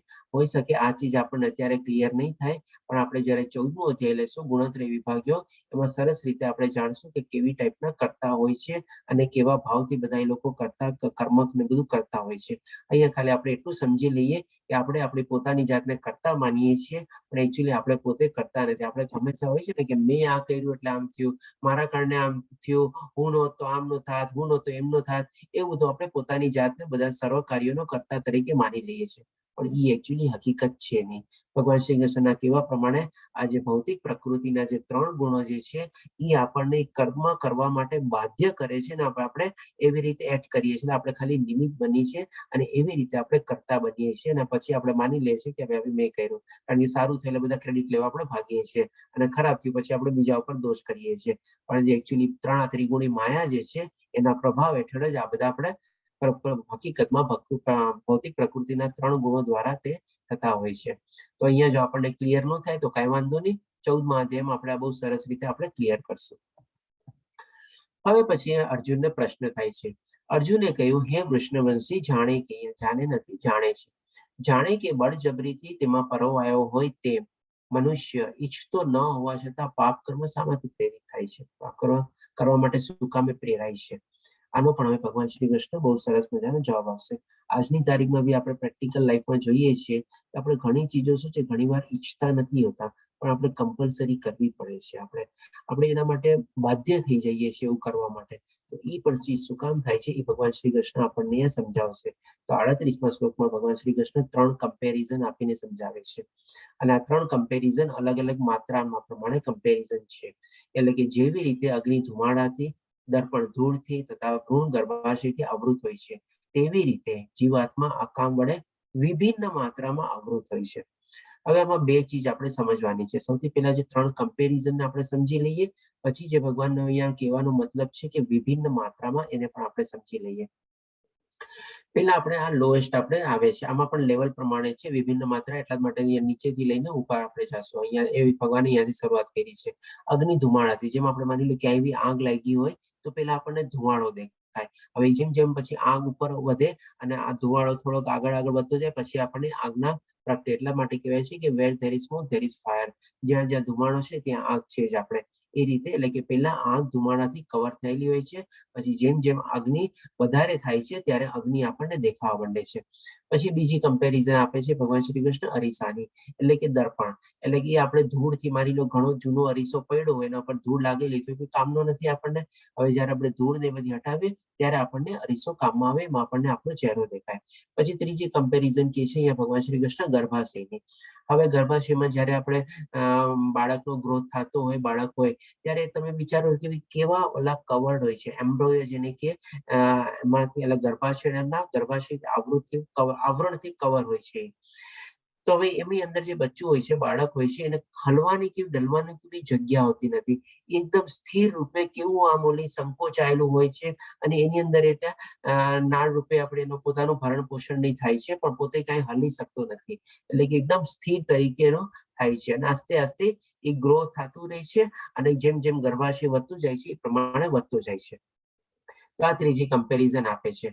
આ થઈ આપણે કે ભાઈ આને ભગવાન શેની સાથે કમ્પેરિઝન કરેલી છે કે તેવી રીતે જીવાત્મા કામ વડે એટલે કે શું, આપણી જે આપણે છે અલગ અલગ ઈચ્છાઓથી આપણા બધાથી કવર્ડ થયેલા છે. આપણો જે આત્મા જે છે તેવી રીતે જીવાત્મા કામ વડે એટલે કે ઈચ્છાઓ વડે આ બધી ચીજ આપણને કવર કરેલી છે. એટલા માટે આપણે ઓલી બધી પ્રવૃત્તિમાં, જેમાં અર્જુને પૂછ્યું કે એમાં જબરજસ્તી કેમ પ્રેરાય છે, અને અલગ અલગ હવે ભગવાન શ્રી કૃષ્ણ કહે છે માત્રામાં. હવે આને આપણે સમજી લઈએ. વિભિન્ન માત્રામાં આવૃત હોય છે. તો આ જે છે ને પહેલું લેવલ આપણને માણસનું આપણે લઈએ કે ભાઈ માણસના આપણે અંદર આપણો જીવાત્મા છે. હવે આપણને જે મનુષ્ય જીવન મળ્યું છે ને, આપણી અંદર આત્મા બી આપણને ઘણીવાર અંદરથી અંતસ્ફૂર્ણા કરતી હોય છે. એટલે કે જ્યાં સુધી આપણે આ બધા ઈચ્છાઓ, ભૌતિક દુનિયાને બધાથી આપણે કવર્ડ હોઈએ છીએ ત્યાં સુધી આપણે અંતસ્ફૂર્ણાનો અવાજ નથી સાંભળી શકતા. પણ જ્યારે આપણને આ બધું ચીજનું જ્ઞાન મળે છે, આસ્તે આસ્તે બધો ધુવાડો બહાર જતો જાય છે અને આપણી અંદરની અંતસ્ફૂર્ણા, આપણી આત્મા જાગતી જાય છે, ત્યારે આપણને આ બધું સમજાય છે કે ના ભાઈ મારે આ કરવું જોઈએ, આમ ન કરવું જોઈએ. આ જે હું કરતો હતો ત્યાં સુધી ખોટું કરતો હતો, અને આ જે કરતો હતો મારે તરત બંધ કરવું જોઈએ, અને આ ચીજ મારે ઓર વધારે તીવ્ર રીતે આગળ વધવું જોઈએ, અને એવી રીતે ત્યારે બધું આપણી ચીજ ક્લિયર થાય છે. અને આ જે માત્ર છે આમાં થોડું ઘણું મીડિયમ પોઝિશનમાં આવે છે. અને આ જે આની કમ્પેરિઝન થાય છે, આપણે જેમ બાકી બધા પશુઓ હોય છે ને, જાનવરો આવી જાય, એમાં પક્ષીઓ આવી જાય, એ બધું આવી જાય, કે એ લોકો શું છે એટલા બધા એના પૂર્વજન્મમાં ને બધામાં જે એટલા બધા કામથી બધા પ્રેરાયેલા હશે કે જેથી કરીને આ જન્મમાં એને ખાલી પોતાના શરીર ભોગવવા માટે જ એ લોકો જન્મેલા છે. એવી રીતે, કારણ કે આપણે ઘણીવાર હોય છે ને કે ભાઈ આપણે આ સ્લાઇડમાં આપણે આપણા અધ્યાયમાં જ કવર કરશું, આપણે પશુ જેવી જિંદગી જીવતા હોઈએ છીએ. તો એ આપણે આ સેકન્ડ લેવલ એટલે કે સેકન્ડ માત્રામાં જે ભગવાને કીધું ને વિભિન્ન માત્રામાં આવૃત હોય છે, એ રીતે. હવે પછી આ જે થર્ડ લેવલ આવે છે કે એ લોકો એવા કોઈ કર્મ ને બધી ઈચ્છાઓ દ્વારા એટલા બધા ઓલા હશે કે જેમાં એને પોતાને હલવા ડૂલવાની બી જગ્યા નથી મળતી. તો આ જે આપણી જ સામે અત્યારે જે બધી સૃષ્ટિમાં જે ઝાડ પાન બધા જે છે ને, એ આને રિપ્રેઝન્ટ કરે છે કે એવી લોકોની એવી ઈચ્છા હશે બધું ભોગવવાની કે આજની તારીખમાં એ લોકો એકદમ જેને કે જરાય સ્થિર તરીકે ત્યાં ઉભેલા છે, અને એ લોકોને જરાય હાલવા ડૂલવાની જગ્યા નથી, અને આખી ભૌતિક પ્રકૃતિની એ લોકો ભોગવે જ રાખે છે.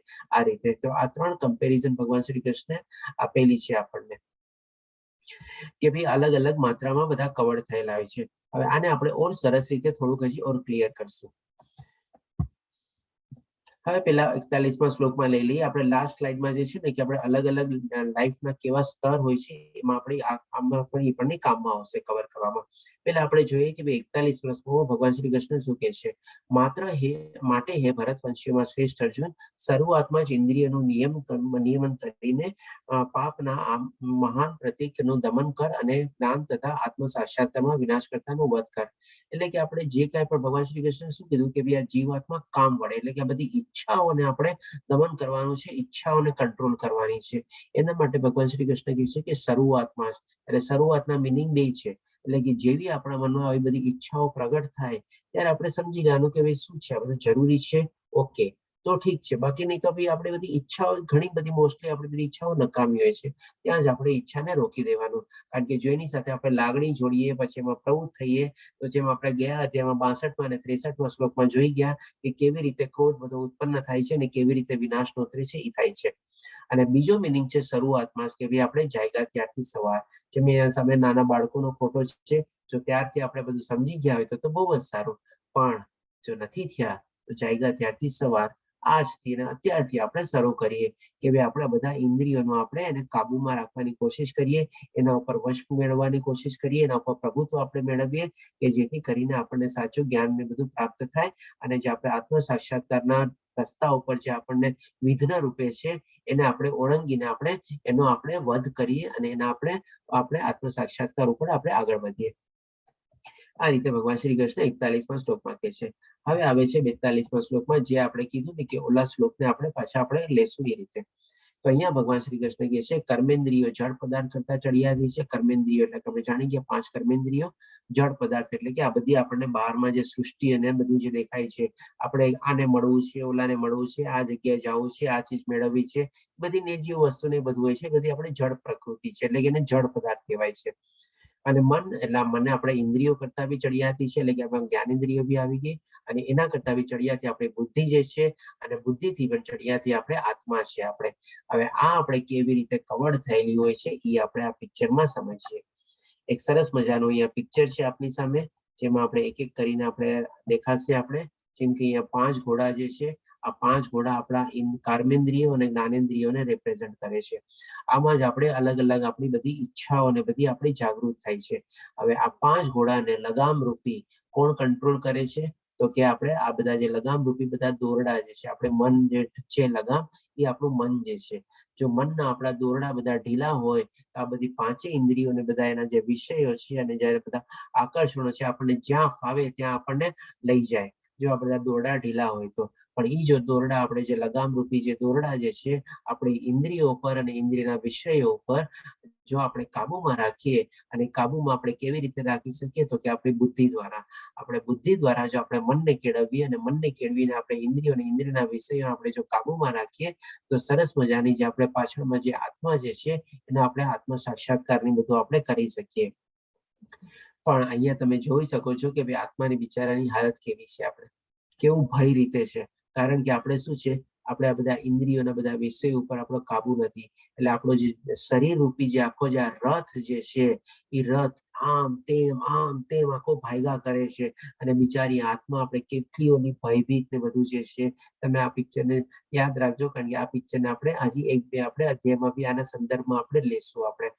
તો જસ્ટ એક રિમેમ્બર આ પિક્ચર આખું આપણા મનમાં વસાવી લ્યો કે આવી રીતે જો આપણે હોઈએ તો આપણી મન આત્માની અવસ્થા કેવી હોય છે. પણ જો આ રસ આપણા શરીર રૂપી જે રસ છે, અને એમાં જે આપણી કર્મેન્દ્રિયો અને જ્ઞાનેન્દ્રિયો છે, એને આપણે સરસ રીતે વશમાં કરી લીધી હોય, એના ઉપર જે લગામ જે છે આપણે મેળવેલો હોય આપણા મન દ્વારા, અને મનને આપણે એ પ્રમાણે બુદ્ધિને વિકસિત કેળવી લઈએ. બુદ્ધિને વિકસિત કેવી રીતે થાય? તો કે આ બધું આપણે જ્યારે જ્ઞાન મેળવી લઈએ, અને જ્ઞાન મેળવવાથી આપણે સરસ મજાના આપણે રથને આપણે ચલાવીએ તો પણ આપણને આત્મ સાક્ષાત્કારની બધું થઈ શકે છે. આ રીતે આપણે જેમ ઓલા ત્રીજા શ્લોકમાં હતું ને કે 3 અલગ અલગ લેવલ હતા, કે જો આપણે જેટલું આપણે કવર કરીને રાખશું આપણી ઈચ્છાઓ વગડે, એટલું આપણે આપણા આત્માથી દૂર થતા જશું.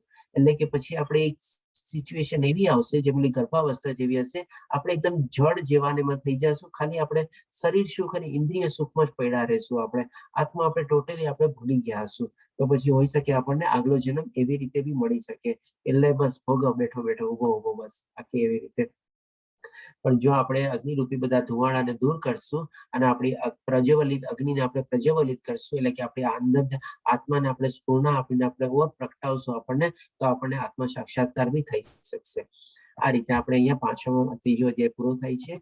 આ આપણે શારીરિક સ્તર, અને આ બી એક સ્લાઇડ સરસ રીતે લઈ લઈએ કે ભાઈ શરૂઆતમાં જેમ કે આપણે શું છે, શારીરિક સ્તર એટલે કે શું છે, આપણે 3 મિનિટ ઉપર થઈ ગઈ છે, પણ 2 મિનિટ લઈશું વધારે.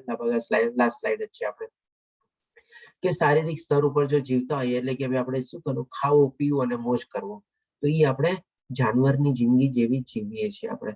કારણ કે જાનવર શું કરતા હોય, એ પણ તો એ લોકો ઈ જ કરતા હોય છે ને, કે ગમે ત્યાંથી ખાવાનું એને મળી જાય છે, ગમે ત્યાંથી પોતે પોતાનું કે જાતીય જીવન બી એન્જોય કરી લે છે, ને બધું કરી લે છે, ને પ્રમાણે ચાલતું હોય છે એનું. એના ઉપરથી તો નથી. આપણે પણ જો મનુષ્ય જીવન મળેલું હોય છે, ને એવી જ રીતે ખાલી આપણે શરીર સુખ ઉપર જો જીવતા હોઈએ, તો આપણે એઝ ગુડ એઝ આપણે જાનવરની જિંદગી જીવીએ છીએ એમ કહેવાય. પછી હવે આવે છે વિષયાર્થ સ્તર, એટલે કે ભાઈ શું છે, જેમ કે થોડું ઘણું આપણે બધું શરીરના આપણે બધું કેળવી લીધું, પછી આપણને આવે છે સિક્યુરિટી. એટલે કે ભાઈ ખાવા પીવાનું પછી આપણે કહીએ છીએ રોટી, કપડા અને મકાન. હવે કપડા અને મકાનનું આપણે વિચારીએ છીએ કે ચાલો સારું કપડા મળે, આ મળે, તે મળે, એટલે સારું ઘર ને આ ને તેને બધું આપણે ઈ લેવલ ઉપર જઈએ છીએ. તો પણ એ આપણે શરીર સુખ અને ઇન્દ્રિય સુખ પૂરતું જ થયું. હોઈ શકે જાનવર કરતા થોડું આપણે પોતાનું આપણું શેલ્ટર બનાવ્યું, આશ્રય સ્થાનને બનાવ્યું એ પ્રમાણે, કારણ કે જાનવર લોકો ખુલ્લા ફરતા હોય, એટલે એ લોકોને કઈ હોલું હોય નહીં. તો આપણે કહીએ તો થોડુંક પણ વિષયાશક્તિ ઉપર જ હોય, બધા ઇન્દ્રિયના વિષયોને એના ઉપર જ થયું. પણ હવે થોડું ઘણું આપણે ભૌતિક દુનિયાનું જ્ઞાન ને બધું મેળવી લીધું. માની લો કોઈ આપણે ડિગ્રી ને બધું મેળવી લીધું, પીએચડી આ છે તે છે, કે માસ્ટર ડિગ્રી કે ગ્રેજ્યુએટ ડિગ્રી, અને એ પ્રમાણે આપણે આપણા કામમાં પ્રવૃત્ત થયા, તો એ પણ આપણે માનસિક સ્તર ઉપર આપણે જીવા. પણ હવે અહીંયાથી આપણે મેઇન શરૂ થાય છે બૌદ્ધિક સ્તર અને આધ્યાત્મિક સ્તર. કારણ કે આપણે અહીંયા બૌદ્ધિક સ્તર ઉપર આપણે બુદ્ધિને આપણે કેળવીએ છીએ, અને બુદ્ધિને કેળવીને આપણે આપણા મનને આપણે કંટ્રોલમાં રાખીએ છીએ. આપણે બધા ઇન્દ્રિય અને ઇન્દ્રિયના વિષયોને કંટ્રોલમાં રાખે છે. એટલે કે બૌદ્ધિક સ્તર ઉપર જો આપણે પહોંચી ગયા હોઈએ અને આ બધું જ્ઞાન મેળવી લીધું હોય ત્યાર પછીનું લાસ્ટ સ્ટેપ છે આપણે કે ભાઈ આધ્યાત્મિક સ્તર, એટલે કે પછી આપણે ભગવાનની ભક્તિમાં આપણે લાગવાનું. અને ભગવાનની ભક્તિમાં એમાં કેવી રીતે લાગવાનું, કૃષ્ણમય ભાવનામયથી આપણે કેવી રીતે બધા કર્મ કરવાના, તો કે ભાઈ ભગવાનની પ્રાપ્તિ માટે. કારણ કે હવે આપણને જીવનનું લક્ષ્ય મળી ગયું છે. કારણ કે બાકી બધા ગોલ આપણા ભૌતિક દુનિયાના રિલેટેડ ગોલ છે, પણ ત્યારે આપણે ભગવાનની પ્રાપ્તિનો આપણે જો લક્ષ્ય બનાવી લેશું તો એ આપણા જીવનનો ઉદ્દેશ છે. આપણે આ ધરતી ઉપર આવ્યા છીએ શેના માટે, તો કે ભાઈ આપણા મોક્ષ માટે, મુક્તિ માટે, ભગવાનની પ્રાપ્તિ માટે. એ જ આપણું હાઈએસ્ટ લેવલ જો આપણે અચીવ કરી લઈએ તો આપણે સરસ મજાનું આપણે જીવન જીવા કહેવાય. એટલે આ રીતે આપણો અહીંયા ત્રીજો અધ્યાય પૂરો થાય છે.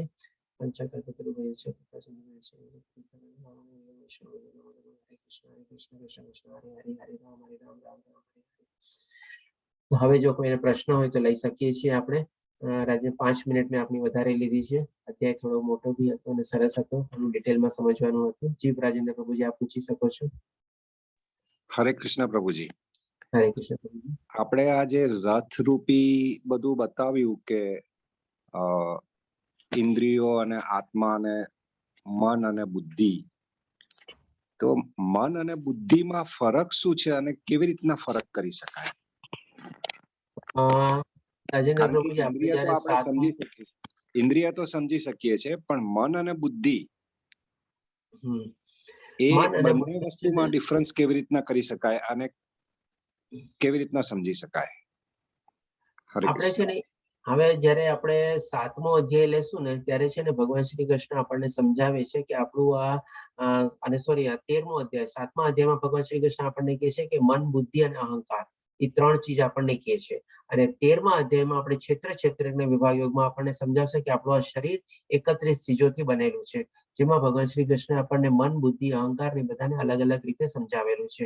તેમ છતાં આપણે અત્યારે સંક્ષિપ્તમાં સમજી લઈએ કે મન એટલે કે શું છે. આપણી જે બધી અલગ અલગ મન અને બુદ્ધિ બંને અવ્યક્ત છે. સૌથી પહેલા તો એ ચીજ છે, બંને કોઈનું ફિઝિકલ એક્ઝિસ્ટન્સ કોઈ છે નહીં આપણે, એટલે કે અવ્યક્ત રીતે બંને આપણા શરીરમાં મોજૂદ છે. હવે જ્યારે આપણે ઇન્દ્રિયોને બધામાં આપણે ઈચ્છાઓ થાય છે, હવે એ ઈચ્છાઓ સૌથી પહેલા આપણે કહી શકીએ કે આપણા મન સુધી પહોંચે છે. હવે એ પહેલું ફિલ્ટર છે આપણે. હવે જેવું આપણા મનમાં બધી ઈચ્છાઓ થઈ ત્યાર પછી આપણે બુદ્ધિ એટલે કે પછી આપણે લાગણીઓ એટેચ કરીએ છીએ. એટલે કે આ જ આપણે ડિફરન્શિએટ કરવાનું છે કે જ્યારે આજે હું તમને એક એક્ઝામ્પલ લઉં, કહું કે ભાઈ માની લો માર્કેટમાં એક એકદમ નવો iPhone 25 લોન્ચ થયો છે. મને ખબર નથી અત્યારે કેટલામાં iPhone ચાલે છે, મેં કોઈ દી યુઝ નથી કર્યો. એટલે અત્યારે માની લો iPhone 25મો લોન્ચ થયો છે. હવે જેવો iPhone 25મો લોન્ચ થયો, તમને ન્યૂઝ મળ્યા એટલે કે તમારા મનમાં ઈચ્છા થઈ, માની લો તમે iPhone 15 યુઝ કરતા હો, ચાલ iPhone 25 લઈ લો, ચાલ હવે જોઈએ તો સહી કેવું છે. અને અહીંયા થયું તમારું મન. પણ હવે તમે જો બુદ્ધિ, જ્ઞાન ને બધું હોય તો તમે બુદ્ધિથી વિચારો, મારો 15મો તો બરાબર ચાલે છે ને, મારે શું જરૂર છે 25મો? ભલે ને નીકળો તો નીકળો, જવા દે, મારે એના નથી કઈ જોવું, નથી એના માટે કઈ જાણવું કે કેટલાનો છે, શું ફીચર્સ છે, કાંઈ નહીં. બસ આ તમારી બુદ્ધિ થઈ, તરત ને તરત તમારી મનમાં જે ઈચ્છા થઈ 25મા વિશે જાણવાની, ત્યાં તમે એને રોકી લીધી અને તમે એને પકડી લીધી અને બધું ભૂલી ગયા. તો આ થઈ ગયો તમારા મન અને બુદ્ધિ વચ્ચેનો ડિફરન્સ. કારણ કે અવ્યક્ત ચીજ છે એટલે હું તમને ફિઝિકલી સમજાવી નહીં શકું, પણ આવી રીતે હું તમને એક્ઝામ્પલ આપીને સમજાવવાની કોશિશ કરું છું. હરે કૃષ્ણ પ્રભુજી, I hope it is clear. આ જે ઇન્દ્રિયોને કંટ્રોલ કરવા માટે મનની આપનો અવાજ ક્લિયર નથી પ્રભુજી, બ્રેક થાય છે આપનો અવાજ. આ ઇન્દ્રિયોને કંટ્રોલ કરવા માટે મન કરતા બુદ્ધિ સુપીરિયર છે, મતલબ કે બુદ્ધિથી કંટ્રોલ કરી શકાય છે, મનથી નહીં. અને હમણાં પ્રભુજી તમે કીધું, હા બરાબર છે તમારી વાત. જે પ્રમાણે ભગવાન શ્રી કૃષ્ણે કીધું એ જ પ્રમાણે છે કે ભાઈ મન કરતા જડ પ્રકૃતિ કરતા કર્મેન્દ્રિયો, કર્મેન્દ્રિયો કરતા જ્ઞાનેન્દ્રિયો, જ્ઞાનેન્દ્રિયો કરતા મન, મન કરતા બુદ્ધિ, બુદ્ધિ કરતા આત્મા. અચ્છા, એવી રીતે છે, અલગ અલગ લેવલ. હવે હમણાં તમે કીધું કે આપણું શરીર 31 તત્વોથી બનેલું છે, પણ જનરલી તો એમ કહેવામાં આવે છે કે 5 પંચતત્વ છે, પંચમહાભૂતમાં વિલીન થઈ ગયું. આ 13મો અધ્યાય તમે લેજો, સાથે હું તમને આપણે આખું ક્લિયર કરશું. 31 તત્વોથી બનેલું છે આપણું. ક્ષેત્રના વિભાગ યોગમાં ભગવાન શ્રી કૃષ્ણ બહુ સરસ રીતે સમજાવે છે, જેમાં 24 તત્વો છે અને સાથે સાથે 7 વિકાર બી વર્ણવે છે કે કેવા કેવા આપણા શરીરમાં વિકારો હોય છે. એ 24 અને 7 31 થાય છે. એટલે આપણે જે કહીએ છીએ કે પંચમહાભૂતમાં શરીર એટલે શરીર પંચમહાભૂતમાં મળે છે.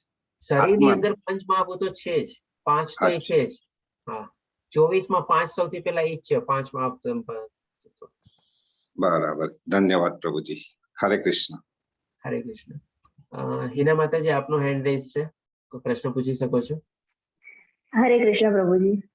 હરે કૃષ્ણ. પ્રભુજી, મારે એ પૂછવું હતું કે આપણે મીન્સ એક સેન્ટેન્સમાં આપણે ભગવાનને કર્મ અર્પિત કરવું હોય તો કઈ રીતના કરાય? ધારો કે હું અત્યારે જમું છું તો મારે ભગવાનને અર્પિત કરવું હોય પણ થાળ હું ના ધરી શકું બીકોઝ ઓફ હું એમાં ઓનિયન ગાર્લિક નાખું છું, તો એ ભગવાનને અર્પણ કરાય કે ના કરાય? શું નાખો છો એમાં? ડુંગળી લસણ. હા, સમજાણું.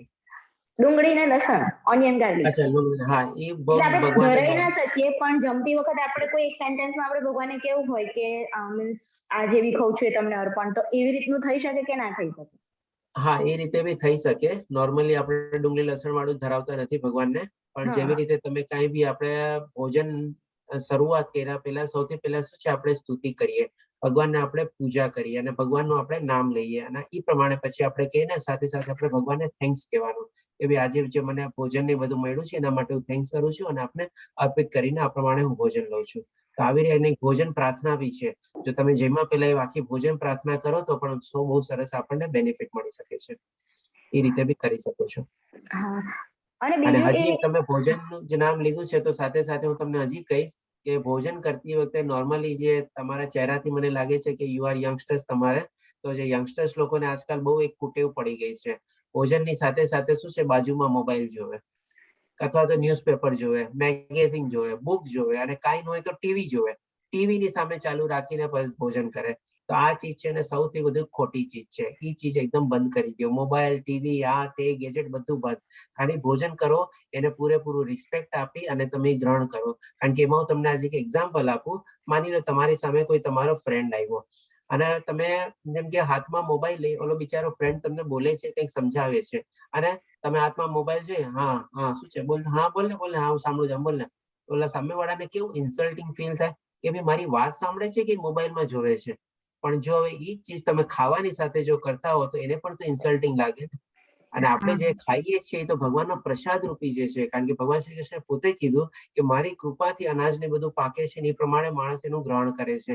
તો અમે જો ખાવાને આપણે એ રીતે આપણે ઇન્સલ્ટિંગ ફીલ કરીને ગ્રહણ કરીએ તો એ બહુ ખોટી ચીજ છે. અને મારો પહેલો પ્રશ્ન એ હતો કે કર્મને આપણે ભગવાનને અર્પિત કરવું હોય તો એક સેન્ટેન્સ આપણે ભગવાનને કયું બોલી શકીએ કે હું આ રીતના કર્મ અર્પિત કરું છું? તમે મને કોઈ બી તમે જે કર્મ કરો છો એ મને કહો એટલે હું તમને સમજાવી દઉં. તમે શું કર્મ કરો છો? કે તમે ખાવાનું કીધું તો મેં સમજાવ્યું. હવે બીજું તમે કહો મને. હા, ઓકે. હું હાઉસ મેકર છું તો હા, તો હું રસોઈ કરતા કરતા હું મીન્સ રસોઈ કરતા કરતા એવું વિચારી શકું કે આ રસોઈ જે હું બનાવું છું એ ભગવાનને અર્પિત કરું છું. તો હું મીન્સ કોઈ બી એનીથિંગ કર્મ કે કશું બી આપણે બુક વાંચતા હોય કે કશું બી ક્યાંય બી ફરવા ગયા હોય તો કોઈ બી કામ કરતા હોય તો આપણે ભગવાનને અર્પણ કરવું હોય તો કોઈ એક વાક્ય કેવી રીતના આપણે ભગવાનને બોલે કે આ તમને અર્પણ, બસ એવું જ બોલવાનું હોય કે કઈ? હા, એ રીતે બોલાવી તો બી ચાલે. તેમ છતાં બી હું તમને ભાવના કહી દઉં. મેઇન ખાલી બોલવું જરૂરી નથી, આપણે અંદરનું છે ને ભાવ આવવો જોઈએ, લાગણી આવી જોઈએ. આપણે આજે જેમ તમે સરસ મજાનું કીધું કે તમે હોમ મેકર છો, જે સૌથી હું કહું કે દુનિયાનો એકદમ મોસ્ટ નોબલ પ્રોફેશન આપણે ગણી શકીએ આપણે. કારણ કે 24/7 બધું આપણે અવેલેબલ હોય છે, બધી સર્વિસ આપે છે અને બહુ વેલ્યુએબલ પ્રોફેશન બી છે આપણે. એવું નથી કે એની કોઈ વેલ્યુ નથી. તો હવે જેમ કે આજે તમે ઘરમાં બધી તમારા ફેમિલી મેમ્બર માટે તમે ખાવાનું બનાવતા હોય, તમારા બાળકોની તમે બધી ટાઈમ સાચવતા હોય, તમારા પતિનો તમે ટાઈમ સાચવતા હોય, બધી કાળજી લેતા હો, તો આ બધું છે ને તમારો સ્વધર્મ થઈ ગયો સૌથી પહેલા તો. આ બધો સ્વધર્મ જો તમે પૂરેપૂરી નિષ્ઠાથી અને સારી રીતે કરતા હો તો એ તમારો ભાવ એમાં ઓલરેડી આવી ગયો. એ તમે ઓલરેડી ભગવાનને અર્પિત કરી દીધું. કારણ કે ભગવાન શ્રી કૃષ્ણ કહે છે ને કે તું તારું નિયત કર્તવ્ય કર્મ કર અને એ પણ પૂરી નિષ્ઠાથી કર, તો બસ ધેટ ઇઝ ઓલ્સો ઇનફ તમારે. હવે એનાથી તમારે જો વધારે એક સ્ટેપ આગળ જવું હોય, જેમ કે આપણે એક્ઝામ્પલ લો, તમે ખાવાનું બનાવતા હો, ઇવન ખાતી વખતે બી આજકાલ મેં જોયું છે ઘણા લોકો શું અલગ અલગ મ્યુઝિક ને આ ને તેને લગાડીને પછી સાથે સાથે ખાવાનું ને બનાવતા હોય છે. તો એ પણ છે ને ન કરવું જોઈએ. એમાં પણ છે ને આપણો પૂરેપૂરો ભાવ નથી હોતો, તો એ તમે અર્પિત કરેલું ન કહેવાય કર્મ. પણ જો તમે તમારો પૂરેપૂરો મન અને ભાવ એમાં લગાડો ને તો એ તમારો ડાયરેક્ટલી અર્પિત થઈ ગયું. તમે કઈ બોલવાની બી જરૂર નથી, કારણ કે તમારું 100% તમે એમાં આપીને તમે રસોઈ બનાવો છો, પછી પૂરા ભાવથી તમે પીરસો છો, પૂરા ભાવથી આપો છો, તો એ તમારો સ્વધર્મ સરસ મજાનો અર્પિત થઈ ગયો અને તમારું સરસ મજાનું એક કર્મ બી થઈ ગયું. હવે આને થોડુંક આપણે એક્સટેન્ડ કરીએ. આ બધું તો થઈ ગયું, સાથે સાથે આપણે આધ્યાત્મિક કર્મ બી કરવાના છે, એટલે કે આપણે અકર્મ બી કરવાના છે સ્વધર્મની સાથે સાથે. તો હવે તમારી પાસે જ્યારે જ્યારે સ્પેર ટાઈમ મળે, જેમ કે આપણે માળા કરવાની છે, દિવસની 1 માળા કરો તો બહુ જ સારું, અને ઈ સંખ્યા આપણે આસ્તે આસ્તે 16 માળા સુધી વધારવાની છે. તો આ બધો આપણો યજ્ઞ થઈ ગયો. જેમ આપણે જોયું કે ભાઈ આજને કળિયુગમાં આપણે યજ્ઞ કેવી રીતે કરવાનો છે, તો કે ભગવાનનું નામ જપીને જ આપણે યજ્ઞ કરવાનો છે. અને એ આપણે 108 મણકાવાળી જો 1 માળા કરી, 1 થી લઈને આપણે આસ્તે આસ્તે વધારીએ, તો એ તમારા સ્વધર્મની સાથે સાથે આપણે તમારું આધ્યાત્મિક કર્મ બી એડ થઈ ગયું. અને જ્યારે તમે સ્વધર્મ અને આધ્યાત્મિક કર્મ એકદમ સરસ રીતે જો નિભાવતા હો અને કરતા હો, માળા બી તમારે સરસ મજાના મનથી કરવાની.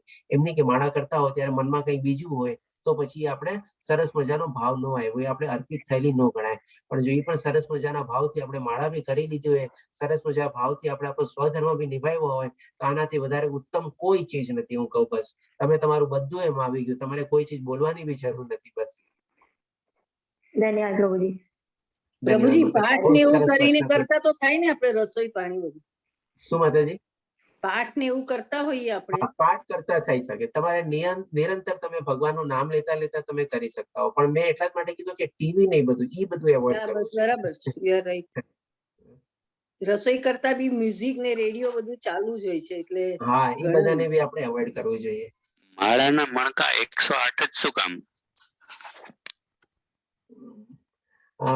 પ્રભુજી આ છે ને, આપણે 6ઠ્ઠો અધ્યાય જ્યારે લેશું ને ત્યારે આપણે આપણા પ્રશ્નોને બી કવર કરશું, અને 16 માળા બી શું કામ એ બી આપણે કવર કરશું. આપણે ને લસણ ડુંગળીની બેને વાત કરી કે ન ધરી શકાય, ન ખાઈ શકાય, તો એ પણ કુદરતે જ ઉગાડેલું છે ને, કેમ ન ખાઈ શકાય ને કેમ ન ધરી શકાય? કુદરતે ઉગાડેલું છે, તમારી વાત બરોબર છે. પણ લસણ ડુંગળી નોર્મલી છે ને આપણે તામસી ફૂડમાં આવે છે, કે તો તામસી ફૂડ છે ને આપણે નોર્મલી એવોઇડ કરવું જોઈએ. ઘણી બધી ચીજો છે ને આપણે કુદરતે બધી ઉગાડેલી છે ને બધું જ છે. આપણે જેમ કે ડ્રગ્સ અને ઓપિયમ બી તો કુદરત જમીનમાંથી ને એમાંથી જ ઉગે છે. એ બધું તો બી આપણે શું કામે નથી લેતા? કેફીન ને બધું બી એમાંથી જ થાય છે, તો એ બધું બી આપણે નથી લેતા. તો ઘણી ચીજ એવી છે કે બી તામસીના ઓલા રિપ્રેઝન્ટ કરે છે, તો એટલા માટે આપણે એવોઇડ કરીએ છીએ. કારણ કે ભગવાન શ્રી કૃષ્ણ આપણને સરસ મજાનો આપણને 17મા અધ્યાયમાં સમજાવશે શ્રદ્ધાત્રય વિભાગ યોગ, કે આપણી શ્રદ્ધા કેવી રીતે કેળવાય છે. માની લો આપણે તામસી ફૂડ ને બધું ખાતા હોઈએ તો આપણી શ્રદ્ધા બી એ ટાઈપથી જ કેળવાય છે. આપણે એટલા માટે આપણે એને એવોઇડ કરીએ છીએ. બાકી જેની તામસી શ્રદ્ધા જેને કેળવવી હોય એ પ્રમાણે એને બી ગ્રહણ કરતા હોય તો ખબર નહીં. હરે કૃષ્ણ.